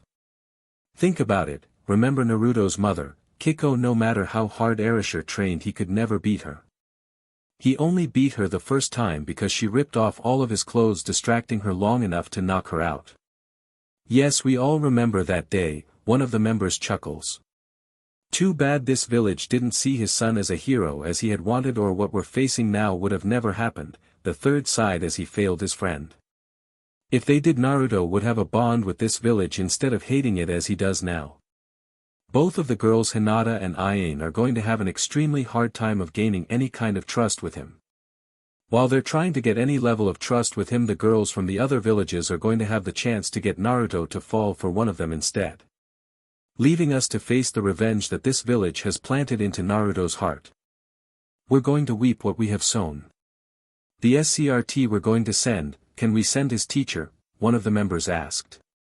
They all knew the relationship between them. No. That's out of the question, Sarutobi shouted. Naruto now thinks that Iruka hates him as all of the others in this village do. If they found out that he's still alive, they'll kill him on sight. And when Naruto was taken up on the mountain during the escape, I called out to him, but instead of coming to me he hid behind the women who took him. He was more scared of me than those women. He will never trust this village and will do everything he can to destroy it once he becomes king. What about the demon fox? One of the members shouted. Aren't they afraid of it breaking free? Another asked. Or it taking over the boy, another pointed out. No, they're not. The seal Arisher used to seal the demon came from the lands to the west. Kiko was the one who gave it to him and taught him how to use it. The very same seal that was used to seal the ancient demon Heartstone, the mountain-sized demon tortoise. The nine-tailed fox is nothing more than a pup to Heartstone in age, and he is more powerful than the fox. If something like Heartstone couldn't break free, there's no way that the nine-tailed fox would be able to escape either. This entire village has treated him like trash for no reason other that he contains the demon fox inside of him. How do you know this? Hayashi asked. Because it's all written in the letter that was sent to me as well as the other villages and nations, Sarutobi explained. The reason why they're letting this information become public knowledge is because they have little fear of a group trying to take the fox away from Naruto that would kill him. As any group that does will have the entire Delmo army hot on their heels. There's no group or nation with the resources or the numbers to take on the entire Delmo army without suffering a terrible loss, win or lose. If this leaks out, one of the members started to saw but was cut off by the third. I'm afraid it's already too late for that. By tomorrow morning all the news stations and newspapers are going to print that story. All of the council members took on grim faces as they will know of what this will do to the name of the leaf. And the traders coming from the west are saying that the royal family of metal is having a trading band on the land of fire. The best that we can hope for is for trading to be cut in half. Our feudal lord is going to be looking elsewhere for mission to be done, just like the lord in the land of wind. They're weakening us slowly, first with the cost of rebuilding the damages that the two raids made and with customers looking towards other villages. By the time Naruto is king we'll be too weak to put up any kind of fight to stop the Delmos from destroying us, Sarutobi sighed. The only hope that is left to us, are the two girls we're going to be sending to be engaged to him. In the Hyuga manner. Hinata curled up in her bed holding a pillow as she threw about what she has learned today. All of this time Naruto has been treated badly by the adults of the village, was because of the demon fox that his father the fourth had sealed inside of him to save it. She was shedding tears as she remembered all of the time that she had watched in the distance when he was alone. She held a letter sent by the Hokage that told her everything about the reason why Naruto was treated as he was and what she had to do to save the village. In the Ichiraku household that doubles as a ramen stand. Ayam lay on her back on her bed as she looks over the letter again. Naruto, the number one customer of the family ramen stand as his father was before him. The letter given to her by the third was that of an engagement of her to Naruto. Thinking of him, Ayam let out a smile. Every time he came over she was the one who cheered him up. She saw that beside her no one in her age group had tried becoming friends with him. Their parents had kept them away from him, leaving him alone. While there is that shy Hinata girl, but Naruto doesn't even notice her as she never says anything to him. Both girls shared the same thought as they thought about the same boy. I hope that Naruto is doing well in his new home. In the royal places of metal. Carline Delmo, the Queen Metal, stared at the still form of her grandson. He's been placed in his mother's old room. For days now all he's been doing is sleeping and eating. If this continues on longer he needs something to break him out of his depression. Naruto, how are you today? Carline asked him as she walked up behind him as he sat in a chair staring out of a window. Fine, Naruto said as he just sat there. I know that it's been hard for you to get used to all of this. I just want you to know that you take all the time you need. Remember this, from now on you'll have people who care and will help you now. Grandma, he spoke. Yes, Naruto, she said, glad inside that he was showing life in him for the first time since he came here. Can the Delmo bloodline inside of me can be awakened? Yes, dear. It's hard for the first time, but once you learn how to use it, it becomes as natural as a fish knowing how to swim. I can have Setsuna show you how to unlock it, if you want to start now. That's okay, I can wait for tomorrow, it's already late, Naruto punctuated with a tried yawn. He felt so very tried. Since he has gotten here he has stayed up looking up at the night sky, wondering where he would go from here. All right, dear, Carline said with a smile, seeing life in her grandson. Grandma, once I become king, I would like to go back to the leaf. Naruto said. The leaf whatever for dear, his grandmother asked him. I would like to destroy it. Setsuna walked through the halls of the castle as she is looking for the prince. Today he's going to start his training in unlocking his hidden bloodline.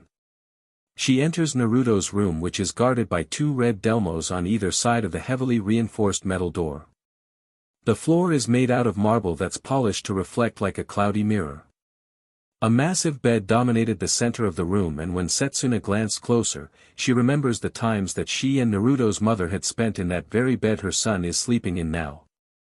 The mattress itself was a normal double queen-sized high-quality foam bed, the type that normally would cost Setsuna 5 S-class missions to just make one payment on. The sheets were a fine spider silk tinted in soft lavender. She has many fond memories of spending nights with Naruto's mother on the very same bed that he now sleeps in. Hi Ms. Setsuna. Neko Turley said, breaking said woman's train of thought as she makes Naruto's bed. If you're looking for Mstr Naruto, he's taking his morning bath, Kokoko Nakura said as she carries the old bed cover out of the room. The others are with him, Erica Fontaine said as she cleans the mess she made by dropping the dishes of Naruto's breakfast. All 3 of the girls are wearing their new uniforms after becoming Naruto's official maids. They're all wearing a long-sleeve button shirt that's colored the same color as the Delmo rank they belong to, along with a matching pair of white leather gloves, black pants, black shoes and a black bow tie. Which Setsuna finds quite charming as the outfits make them all look like high-class waiters. Alright, thanks girls, Setsuna said to the younger girls. See you later, the trio chanted as the older woman left the room. Setsuna went upstairs to the private baths that's reserved for the royal family and guest of their choosing. It's much smaller than the one that's used by the castle's staff. Once she got to the bath, she found that Lobelia Carlini, Gemini Sunrise, Glycin Blumare, and her friend Kitaji Hanabi guarding the door, along with 2 heavily armed red Delmos, armed with pikes and large shields. Ms. Setsuna, what are you doing here? Lobelia asks as she saw who it was. What are you 4 doing out here when you girls are supposed to be protecting Naruto at all times? Setsuna asked them. Well, he asked us to leave the room as he was getting undressed, Kitaji said, blushing slightly. He doesn't want to be seen naked by us, Glycin adds, and relive as well. She doesn't even want to think about what her grandmother had told her about seducing young boys like she used to do when she was younger. How could she and her mother be related to her? She'll never know. He must be shy, Gemini points out. First rule in bodyguarding girls, and that is to never let the person that you are bodyguarding out of your sights at any time, Setsuna said as she walks straight into the bath. The 4 girls look at each other before they follow the older woman into the bath with a naked boy in it. All of them are blushing as they step into the bath. The bathtub, as it were, was more like a small sizes swimming pool of steaming hot waters fed by ornate fountains in the shapes of fish and girls with water jugs that poured warm water into the bath all around, and a large fountain in the middle of the pool. In the center of the shallow pool, an 8-foot-tall statue of a naked woman stood tall and proud. The statue held a large water jug that poured out a stream of warm water out of the vase, acting like a shower for the ones taking a bath. Sitting under the downpour is Naruto in all of his naked glory, washing off the shampoo out of his hair. EEP, all 4 girls yelp out at the same time behind Setsuna. At least we know that he's safe, the older woman said as she walks towards the edge of the pool. What are you girls doing here? Naruto spoke in a flat voice. Well, we Setsuna, the 4 girls started mumbling as they turned their backs to him, all red face. Sorry Naruto, but you are just too important to let anything happen to you, Setsuna smiles as she looks down upon him. Your grandmother will never forgive us if anything were to happen to you. Can you not look at me? Naruto asks as he looks for something to cover himself with. What's the matter? Setsuna asks as she throws him a towel. You'll better get used to it. We the Delmo Neens are here to protect you at all times. I would like to have some time to myself, you know, Naruto said as he stood up with the towel wrap around his waist. After I get dressed, I want to start in unlocking my bloodline powers. It's not an easy thing to unseal, you know, Setsuna said. With the seal on, you were going to have to unlock your powers by going to the shrine. The unlocking of the bloodline starts at an early age, but there are some who can't unlock it by the training that's involved in unlocking it, so an unsealing method was created to unlock the bloodline powers for those who can't through training. You mean like what my aunt went through when her training wasn't helping her, so she would be able to use her bloodline? Glycine spoke out. That's right, Setsuna said as she watches Naruto go behind a curtain and got dress. Where do I have to go? He asks from behind the curtain. The priestess are all waiting for you, Setsuna said. I'll be coming with you. Alright, Naruto said. You four tell the others that I'm going to be late for lunch. Right sir, the four girls said as they turned to leave but were stopped by Setsuna. Hold it, she said. 2 of you are coming with us. That's your jobs now, to be at hand for anything that Naruto might need. Lobelia, Gemini, you 2 come with us while Glycine and Kataji go tell the others about being late. Yes ma, the 4 said as they walk out into the hallway and splitting up into pairs of 2s. Lobelia and Gemini following Naruto and Setsuna, while Glycine and Kataji went the other way. How far is it? Naruto asks as he follows Setsuna out of the bath. We're heading to the temple on the eastern side of the palace, she answers. We can take the horses, Glycine shouts as she just loves to ride on her horse. No, we take a carriage, Lobelia said. We wouldn't want the prince to be mobbed by his subjects, now do we?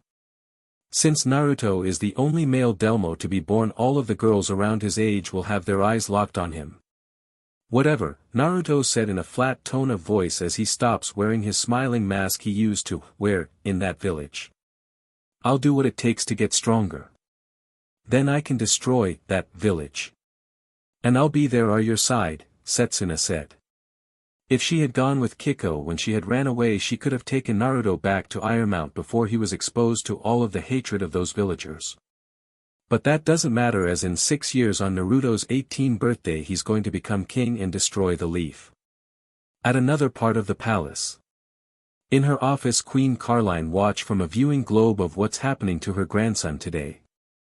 She saw how Naruto still needs to adjust to having girls around him to protect him at all times. She remembers how she had been annoyed by having her bodyguards go wherever she went when she was younger. That was until she hit PBRTY and she had started to notice how her bodyguards looks and how their bodies have all of the right craves.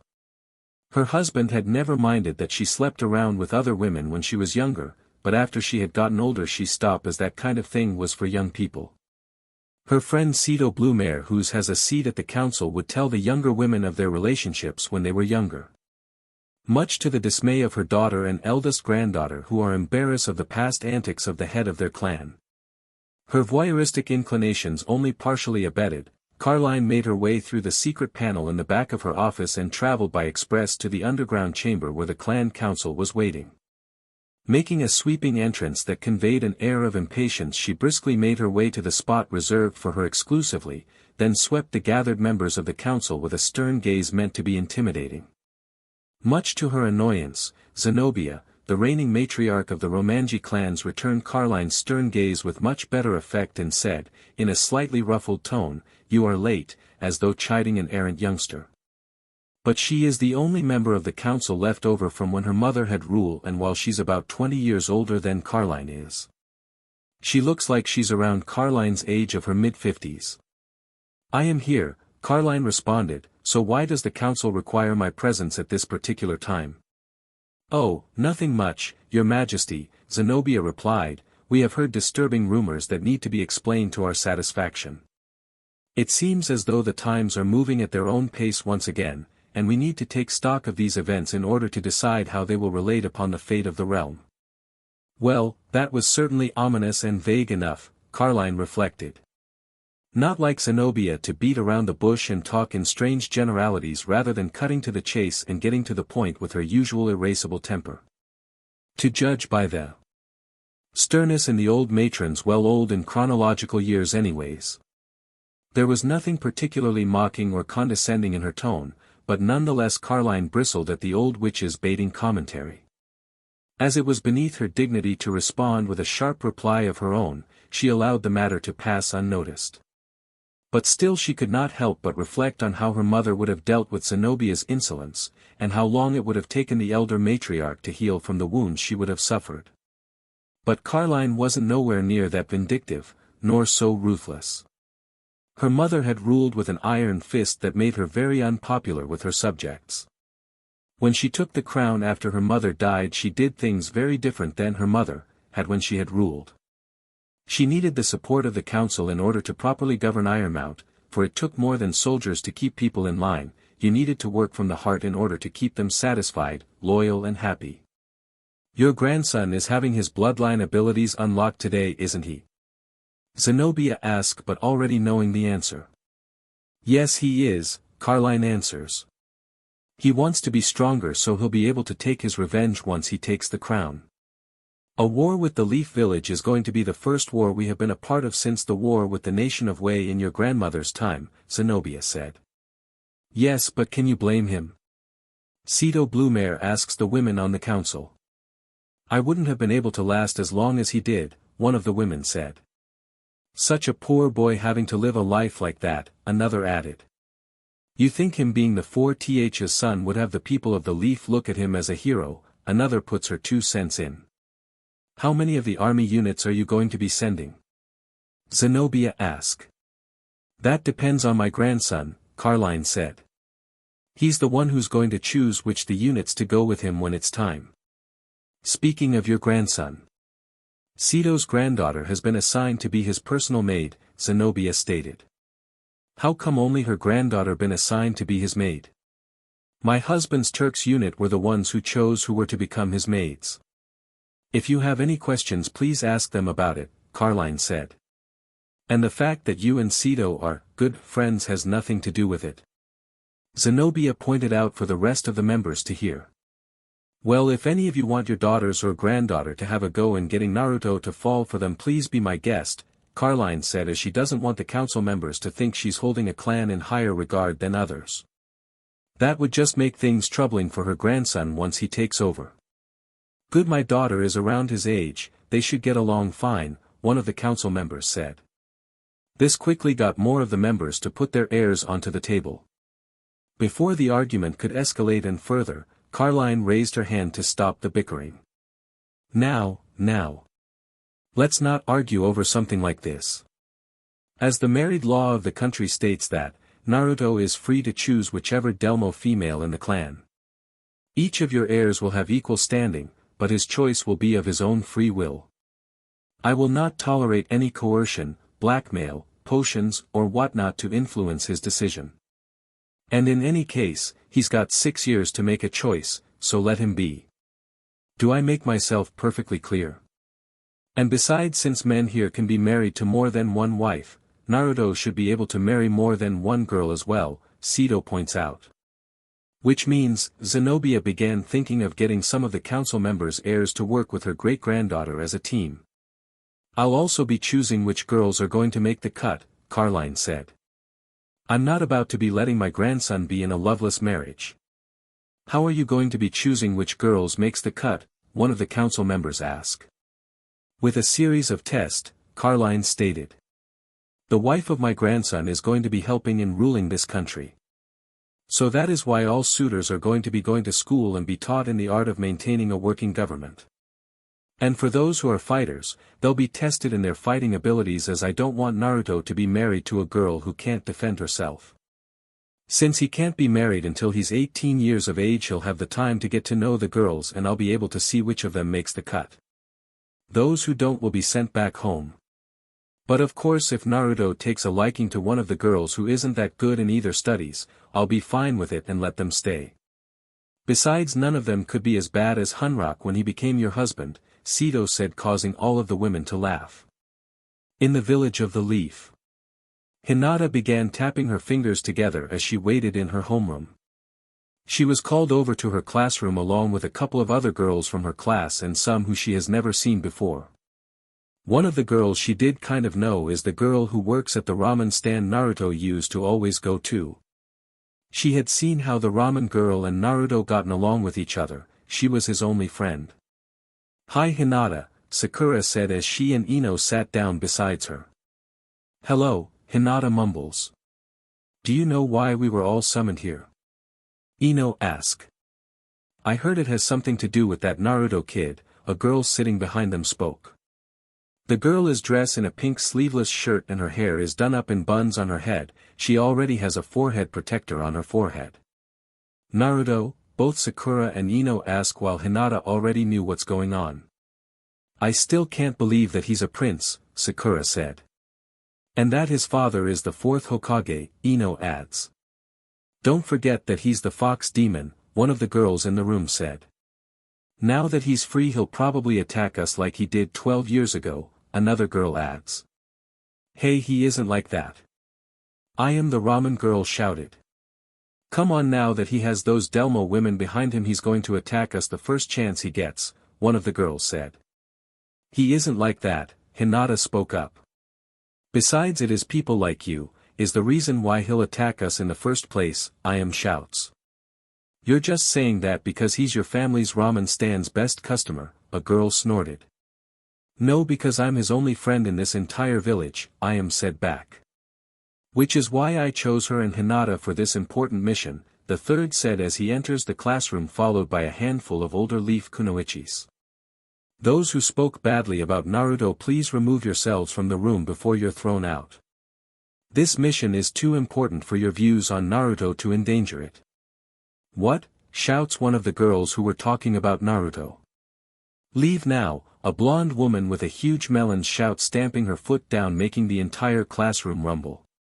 The girls all got the message and quickly left the room, leaving only the ones who weren't talking badly about Naruto in the room. Let me get right to the point, the third said. Hinata and Ayam are the only girls in this entire village who haven't mistreated Naruto while he was living here. Now that he's in Metal, his mother's homeland, he's the only heir to the crown. With how many of the villagers treated him, he will, once he becomes king, will seek to have revenge on us. That's why this mission is so important. The third motions the blonde with the big rank to take over. Queen Carline, Naruto's grandmother, has sent letters to all the hidden villages and nations of engagements for her grandson Naruto. If one of the girls we send manages to win him over, she might be able to convince him to spare our village. But since so many parents have either chased Naruto away from becoming friends with any of you or you yourselves have given him the cold shoulder. Our candidates for this engagement are very limited. That's why the two and only ones who were friendly with him, Hinata Hyuga and Ayame Ichiraku, are to be engaged to Naruto Delmo, Prince of Metal. The entire classroom erupted as all of the girls of the class turned to the two girls that are engaged to the prince. They all began asking the two girls questions, making Hinata very uncomfortable with all of the attention focused on her. But they all shut up when the blonde stomps her foot again. My name is Tsunade, me and the women behind me, she said as she waves to the kunoichi standing behind her, are going to be training them in the fine arts of seducing of the opposite section. Why are we here then? Sakura asks as all of the girls of the class are wondering themselves. We're allowed to send a small SCRT with the girls we're sending. We decided to bring only girls as there aren't any boys here that are his friends. Me and the others, besides training Ms. Hinata and Ayam, are also going to be choosing which of you girls are going with them. In 2 months all the girls engaged are going to Metal, which leaves us with very little time. We're going to decide which of you girls are coming on the base of how you have treated Naruto in the past and your own personal views on him. Once in Metal we have only 6 years to erase the hatred he has for this village so that Hinata and Ayam have a shot of winning him over. The marriage age in Metal is 18, so it gives us some time to heal wounds. But with everything that he has learned that was kept from him for all of this time, getting him to trust anyone from the Leaf will be a long uphill battle. But if we don't try, then there's no hope in avoiding a war with Metal once Naruto becomes their first king. In Iron Mount, Naruto lays on his back STRP of everything but his undergarments on top of a stone table as all of the priestesses of the temple chanted around him.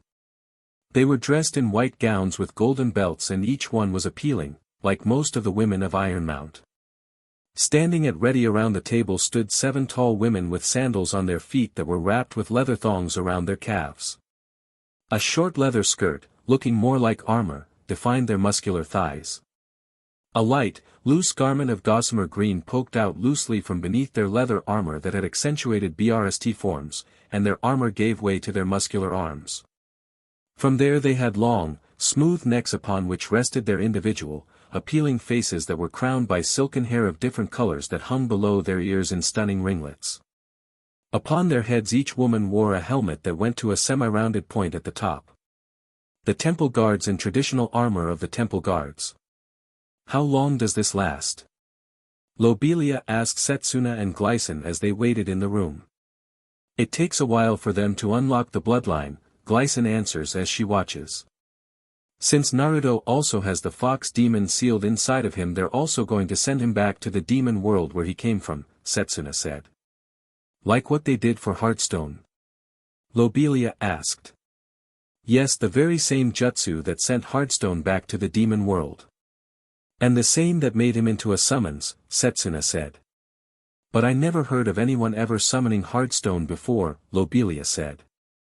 That's because no one is right for his taste to have a contract with him.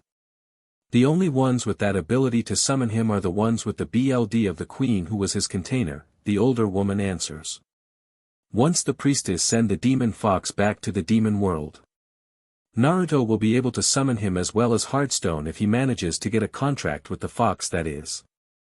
Which means it will be all that easy to destroy the leaf, Lobelia smiles. Looks like they're almost done with the jutsu, Glycin points out as Naruto's body began glowing red. Naruto began struggling as something inside of him began to tear itself out of him. The priestesses around him all grab onto him as he couldn't be moved off the table till the jutsu was over. They threw their bodies on top of him to hold him down, leaving only his head uncovered as he struggles to free himself from the mass of women on top of him. Hands from the priestesses around his head held his face, trying to comfort him as he began bellowing in rage as the beast inside of him began to break free from the seal. The priestesses still standing chanted louder as the demonic red chakra coming from their prince began to take form. With one last surge of chants and seals, the priestesses opened the gateway to the demon world. The demonic red chakra began to be SCK into the portal as all of the chakra left Naruto's body. A long howl began to shake the room as the sealing jutsu continues on. When the last of the demonic chakra was sunk into the portal and the howl from the demon fox stopped, the priestesses closed the gateway to the demon world, as the priestesses of the past have done with the tortoise demon Hearthstone. Setsuna and the two girls quickly run over to Naruto once they saw the jutsu was all over with. But as they got close, the priestesses that were holding down Naruto pulled themselves off of him, all the while staring at him. Setsuna and the girls let out a collective grasp as they saw what the unsealing and sealing jutsu has done to his body. His transformed body rose up as he stood on the stone table, letting all before him in the room to see what he has become. It's been 2 months since the training of the killer bees began under my command, Sunyu said as she speaks in front to the panel of top-ranked white Delmo commanders all seated in a horseshoe-shaped conference table. Sitting in the middle of the table is Queen Carline, who wants to see how the 2 months of training has paid off. Aren't you forgetting someone? Jiao Chan said as she shoots her rival a look. She helped as well, Sunyu said as she glares at her fellow general. How have the girls taken to the training? Vixen, a long green-haired woman who is the head of the White Delmos and Queen Carline's chief bodyguard, asked. Currently their fighting and skill levels are of that of the level of Gold Delmos, Sunyu explains to her queen and the White Delmo commanders. And their special diets has improved their bodies, not to mention their growing figures, Jiao Chan smiles. I'm sure that Prince Naruto will get to know them very well as they get older. As he should trust them to be with him at all times, like how you used to do with your bodyguards. I'm just glad that all of us have strong back muscles so that we can handle the added weight with no trouble. Why they want to have better figures I'll never know, Sunyu said as she wonders why she's the only one that keeps her BRST under warps. She always wears her armor whenever she steps outside, hiding her figure underneath, hiding it from the eyes of her fellow Delmo women. Just because you're uncomfortable with showing off your body doesn't mean that others don't, Jiao Chan said to her fellow general. Don't you find it hard to fight with those jumping around? Sunyu asks as she pokes at the taller woman's overdeveloped BRST. Only when I don't wear my sport bars, you know, the ones with the metal frames, in order to adequately constrain my definitely overabundant assets. Jiao Chan smiles as she presses her plump BRST into the shorter woman's face. I know that you two have been rivals ever since you two went to academy together, but please remember that you two are now generals of metal, not high school girls, a darkly tan woman who was one of their upperclassmen in their school days. But if they did, then the annual staff party wouldn't be as much fun if they don't start up a fight like they always do, a short blue-haired woman said, reminded of all the fights that broke out between them and the bets the staff members made on who's going to win the fight this time. When do we get to meet the girls? Caroline asks as she has other matters to attend to today.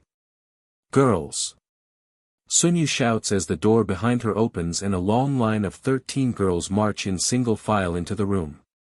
All of them are covered in a sleek, navy blue bodysuit that left only their backs bare, where it revealed tight, creamy skin underneath.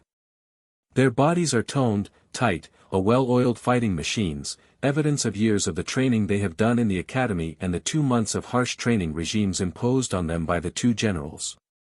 They moved with the ease and fluidity of a tiger or panther stalking its prey, jumping and leaping as if gravity meant nothing to them and did nothing to weigh them down. Their bodies are of that belonged to an angel, in more ways than one, the White Delmos commanders observed. All of them wore red berets, red ties that nestle between their developing melons, combat boots that are spite-shined, and red gauntlets. 2 of the girls look alike down to the same build and hairstyle, but one of them wore a gas mask over her face. The young girls formed a single line shoulder to shoulder as they faced their commanders and their queen. They stood proud with their chins held high and melons pushed out. They all have an air of confidence around them that they developed throughout their training they have done over the last 2 months. All of the girls have grown stronger than they were when the training had began and will continue as they're going to take shifts so that they can continue on with their advanced training to protect their prince. We the Killer Bees are here to serve, Cammy the leader of the Killer Bees said as she stood in the middle of her unit. And who do you protect? Caroline asked all of the girls standing before her. Your grandson Prince Naruto, Junie answers. The future king of metal, Julie adds. And what else? Caroline asked the other girls. We will lay down our lives to protect him, Enero said. Use our bodies as shields to protect him from any attack, Fevrier said. We will hunt down any foe that tries to harm him, said Mars. Stay by his side in any kind of dangerous situation, said April. We are his to do as he pleases with, Satsuki said. Whatever he wants of us we will do. Our bodies belong to him now, Santama said. Make sure that everything that passes into his mouth is safe for him to eat or drink, Xiaoyu said. To bath with him so he'll never be out of our sights for a moment, Jianyu said. Sleep with him to make sure he's safe at night, Noembula said. And most of all to show him that there are people who care for him, Decapri said, her voice muffled under her mask. All good answers, Caroline said, smiling as she sees that she chose wisely in the list of girls she picked from. The list was created from her husband's Turks units. As you all know, the girls that are to be engaged to Naruto are going to be arriving in the next couple of days before the engagement party 10 days from now. In that time I want all of you to get to know Naruto and earn his trust. Is it true that the Leaf is going to be sending girls as well? Cammy asked her queen. Yes, they managed to dig up 2 girls that haven't harmed my grandson. One Hinata Hyuga and Aya Michiraku. It looks like they're the only girls that treated him with any kindness while he lived in the Leaf. Hinata Hyuga is from the powerful Hyuga clan known for their white eyes and ability to see chakra flows in the living beings. She's very shy and used to watch Naruto while he trained by himself, developing a crush on him. But because she's so shy, nothing came out of it as she was too scared to even talk to him. As for Aya Michiraku, her family runs a ramen stand which Naruto ate at as it was the only place that would serve him. She's the only real friend he had there, Caroline explains. Should we make sure that they don't have a chance with Naruto? Junie asked. Shouldn't be too hard to do, Enero stated, as all of them know the prince's view with his father's village. No, let them be. Those 2 won't be a problem. Hinata is too shy and Ayam cares for him more like a best friend than a lover, Carline said as she already had a profile done on all of the girls that are to be engaged to her grandson. But she'll still going to have those 2 girls of the Leaf be watch. It's the SCRT that I'm worried about. One of the 3rd Hokage student Tsunade, one of the 3 Sannin are going to be one of their escorts along with a couple of their young kunoichis, along with 3 boys who are besides I am are the closest thing he had to having friends. What do you want us to do with them if they prove to be a treat to the prince? Julie asked. Crush them, Queen Carline said with no emotion in her voice but cold fury. As you command, all the killer bees said at once. In another part of the castle. He's really pushing himself today, Erika said, worrying about Naruto as she watches him train with the older Kingakurenin from different ranks as each unit had their own strengths and weaknesses. He's doing what he wants to. Setsuna said as she watches the women attack Naruto from all sides. She ordered them to attack him, holding nothing back as he wanted. She's amazed of how fast and how strong he has become over a short period of time. The only time that the fighting stops is when she sees that Naruto has reached his limit and any more punishment would gravely injure his body. Even now with the unforeseen side effects from the sealing jutsu that sent the 9-tailed fox back to the demon world where it came from. I hope that he doesn't hurt himself too badly, Koklako said as she watches as the older women fighting in a group against Naruto. Have some faith in him, Neko said as she pats the younger girl's shoulder. Lobelia, playing with her metal chain hanging down from her right sleeve, spoke up as she watches unblinkingly at what's before her. She's right, you know. Everything he's doing now he's doing out of an overpowering drive to be stronger. A ruler has to be strong to rule over their subjects. If one isn't strong in body then it's by their mind that they show power. Naruto can only see that through power he'll be able to rule. Just like how his great-grandmother had ruled when she was queen, Glycin said as she watches the fight. We have to make sure that doesn't happen again, Kitaji said. And show him he doesn't need power to rule or get people to respect him, Gemini adds. Or he'll follow in the footsteps of his great-grandmother ruling with an iron fist, Setsuna said. That's why you girls must break him out of this ambition or it will destroy him sooner or later. We will, the girls all said. Look out, a scream alerted them as Jiraiya Anata was thrown towards them by the prince they're talking about. She would have hit the wall behind them if Setsuna didn't catch her before she hits, that is. I appear that Naruto is getting stronger, Setsuna said looking down at the smaller woman she held in her arms. That's an understatement, Maya Yujina said as she was helped over to the sidelines by Tuka Kurenai and her sister Mikon Kurenai as they supported her with both of them under each arm. He's building up more and more energy with each passing day, Tuka said. Soon he'll be stronger than his grandmother was in her prime in no time, Mikon said. But he has nowhere but to fight to release all of that energy, Russian Tendo said as she held her bruised arm with her good one. Too bad that he still has a few more years till we'll be able to sleep with him, Jiraiya said as Setsuna sets her down. Yeah, especially now with his new features, Maya said as she smiles as she watches Naruto work up a sweat. I knew that you like playing around like that, Tuka said as she grins at the taller woman. You really should invite us to one of your parties with those friends of yours, Mikon said. I'm willing to try anything once. I keep that in mind, Maya smiles. What are you talking about? Koklako asked, making all of the older girls and women to blush bright red. Don't mind them, they're just being stupid as usually, Rushina said as she kneels down to pats the younger girl's head face to face. Maya and the Kurenai sisters all look at each other and nodded in unspoken agreement. The 3 older women quickly leaped on top of their younger team member.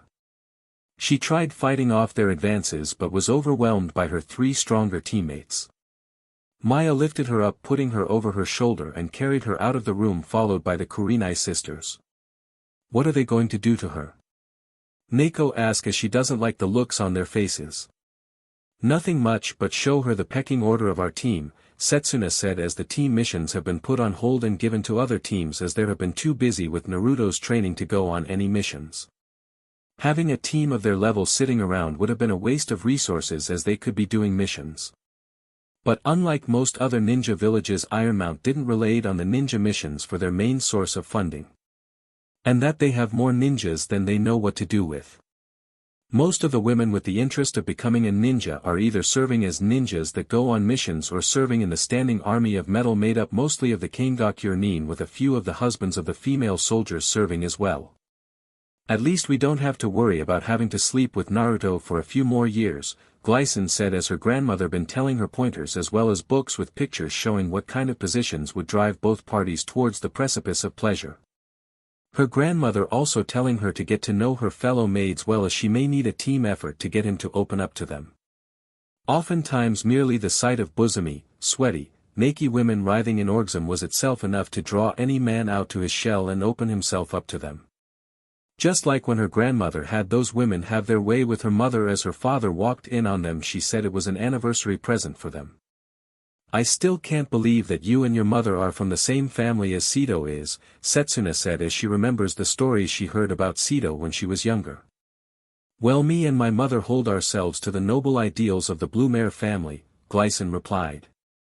The same family whose head of the family went and turned a staff meeting into a free-for-all org, Lobelia smirks at the high-class blonde.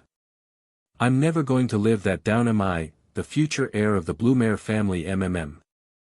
Not as long as your grandmother's around to tell the story, Gemini said as she's heard about that so-called meeting firsthand from Sito. Glycine lowers her head lower as the rest of the group started laughing at her. In the leaf. Alright, you two know what to do, right? Tsunade said as she looks over the two girls in front of her. For 2 months she and the other leaf kunoichis have been training the two girls in the art of stuckton and building up their skills in getting guys to notice them. They also gotten help from some of the village women in how to act and behave when dealing with royalty.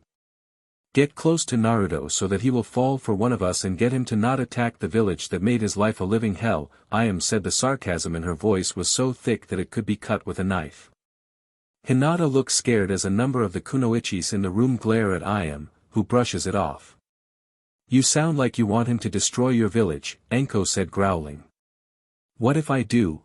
Snaps back at her. What are you going to do about it? Get someone else to replace the one of the only two girls in this entire village that was nice to Naruto. Do that, and the only person left is Hinata here who's been too shy to talk to him more than saying hello to him or let him do all the talking for them, let alone to make friends with him like I did.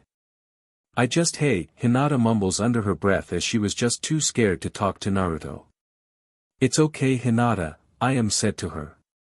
You'll get your chance to get to know him as I do when we meet him again. Hinata gave her new friend a smile, hearing those words of encouragement. Anko, stand down, Tsunade said, placing her hand on the streaming mad kunoichi. Right now these two are our only hope in preventing a war that we cannot possibly hope of winning. We can't let even one of them be taken out of the engagement now. See, told you, said smugly. Just you wait. Anko said, growling with anger. Enough of this, Kurenai said. Hinata, get your things ready. Tonight we're leaving for the land of snow. We already got tickets for an airship that's going to take us straight to Ironmount, the capital city of metal. Both of you, while you're engaged to Naruto, are also going to be attending their academy. Queen Carline, Naruto's grandmother, wants her grandson to marry someone who's not only strong in body but in the mind as well. You'll not only have to get Naruto to trust you but also make the grade to stay in the engagement running. We only have a couple of days to get to Ironmount. If we miss the engagement party for all the girls that are to be engaged to Naruto will be taken out of the running. I'll get my things, Hinata said as she already had her things packed already at her home. Me too, the sooner we get to the metal and away from here the better, said as she left the room. Are the others ready to go? Tsunade asked as she's going with the two girls as one of their escorts. Yes they are, Kurenai sighed. I still can't believe what's happening to us. We're on the verge of a war that's going to destroy us. And it's the son of our hero that's going to war with us. And I can't blame him, Tsunade said coldly. None of you have no one else to blame but yourselves of what's happening now. Erasure only wanted the village he gave his life for to see his son as a hero.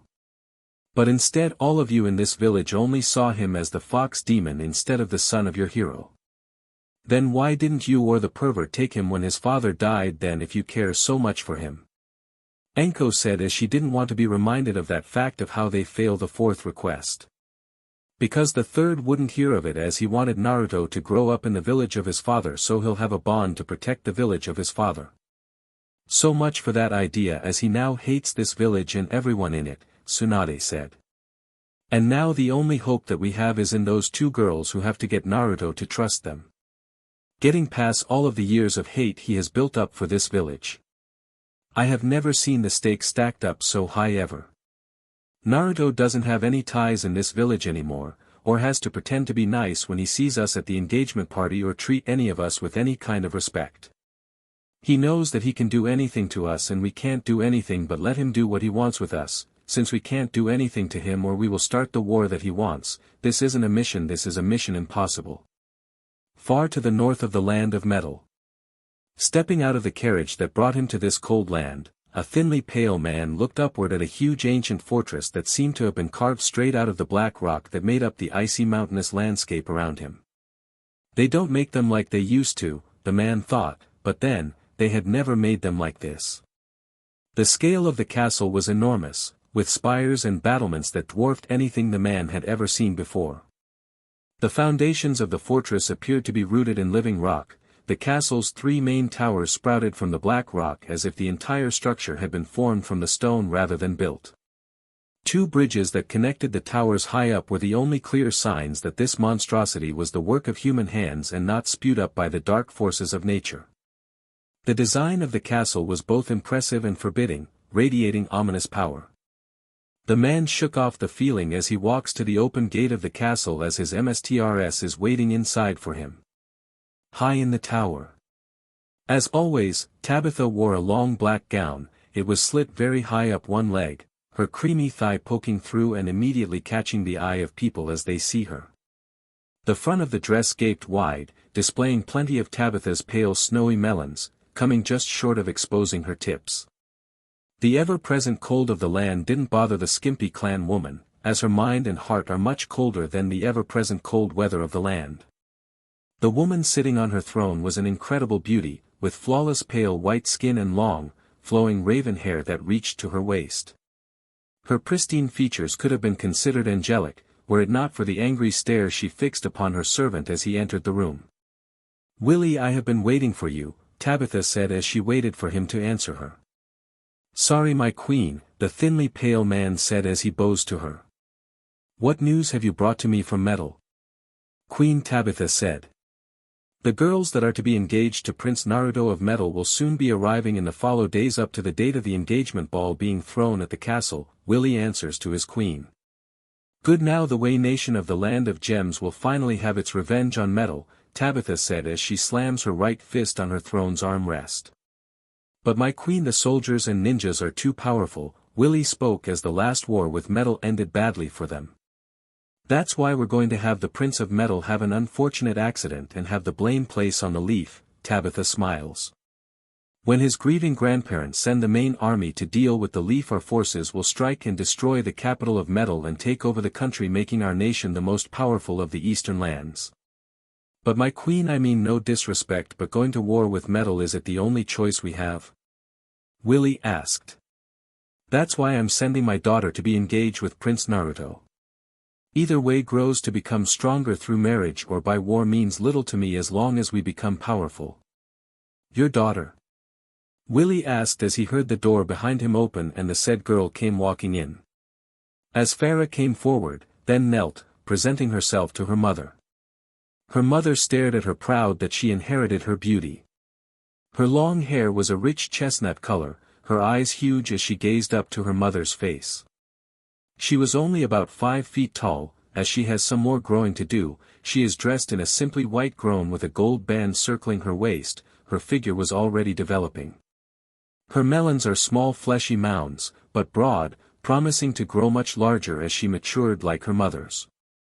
The royal family of the Land of Gems all have the blood of Delmo flowing in their veins.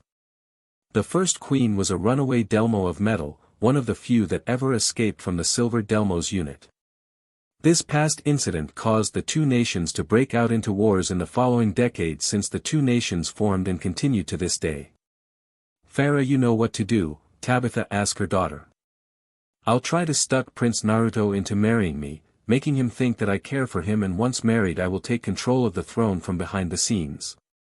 If I fail to get him to fall for me, I'll make sure that there isn't an heir for the throne of metal and place the blame on his death on the leaf, Farah said, smiling as she mirrors her mother not only in body but also in her cold thinking mind. That's a good girl. You make your mother so proud, Tabitha said as her daughter is turning out to be just like her. And she couldn't be prouder. So alright folks, that's all for today. Stay tuned for part 3. Do subscribe, like and share for more such videos. Also check out the story and author Mad Hat 886 on fanfiction.net. Press the bell icon to be notified first on release. See you in the next video. Till then, goodbye.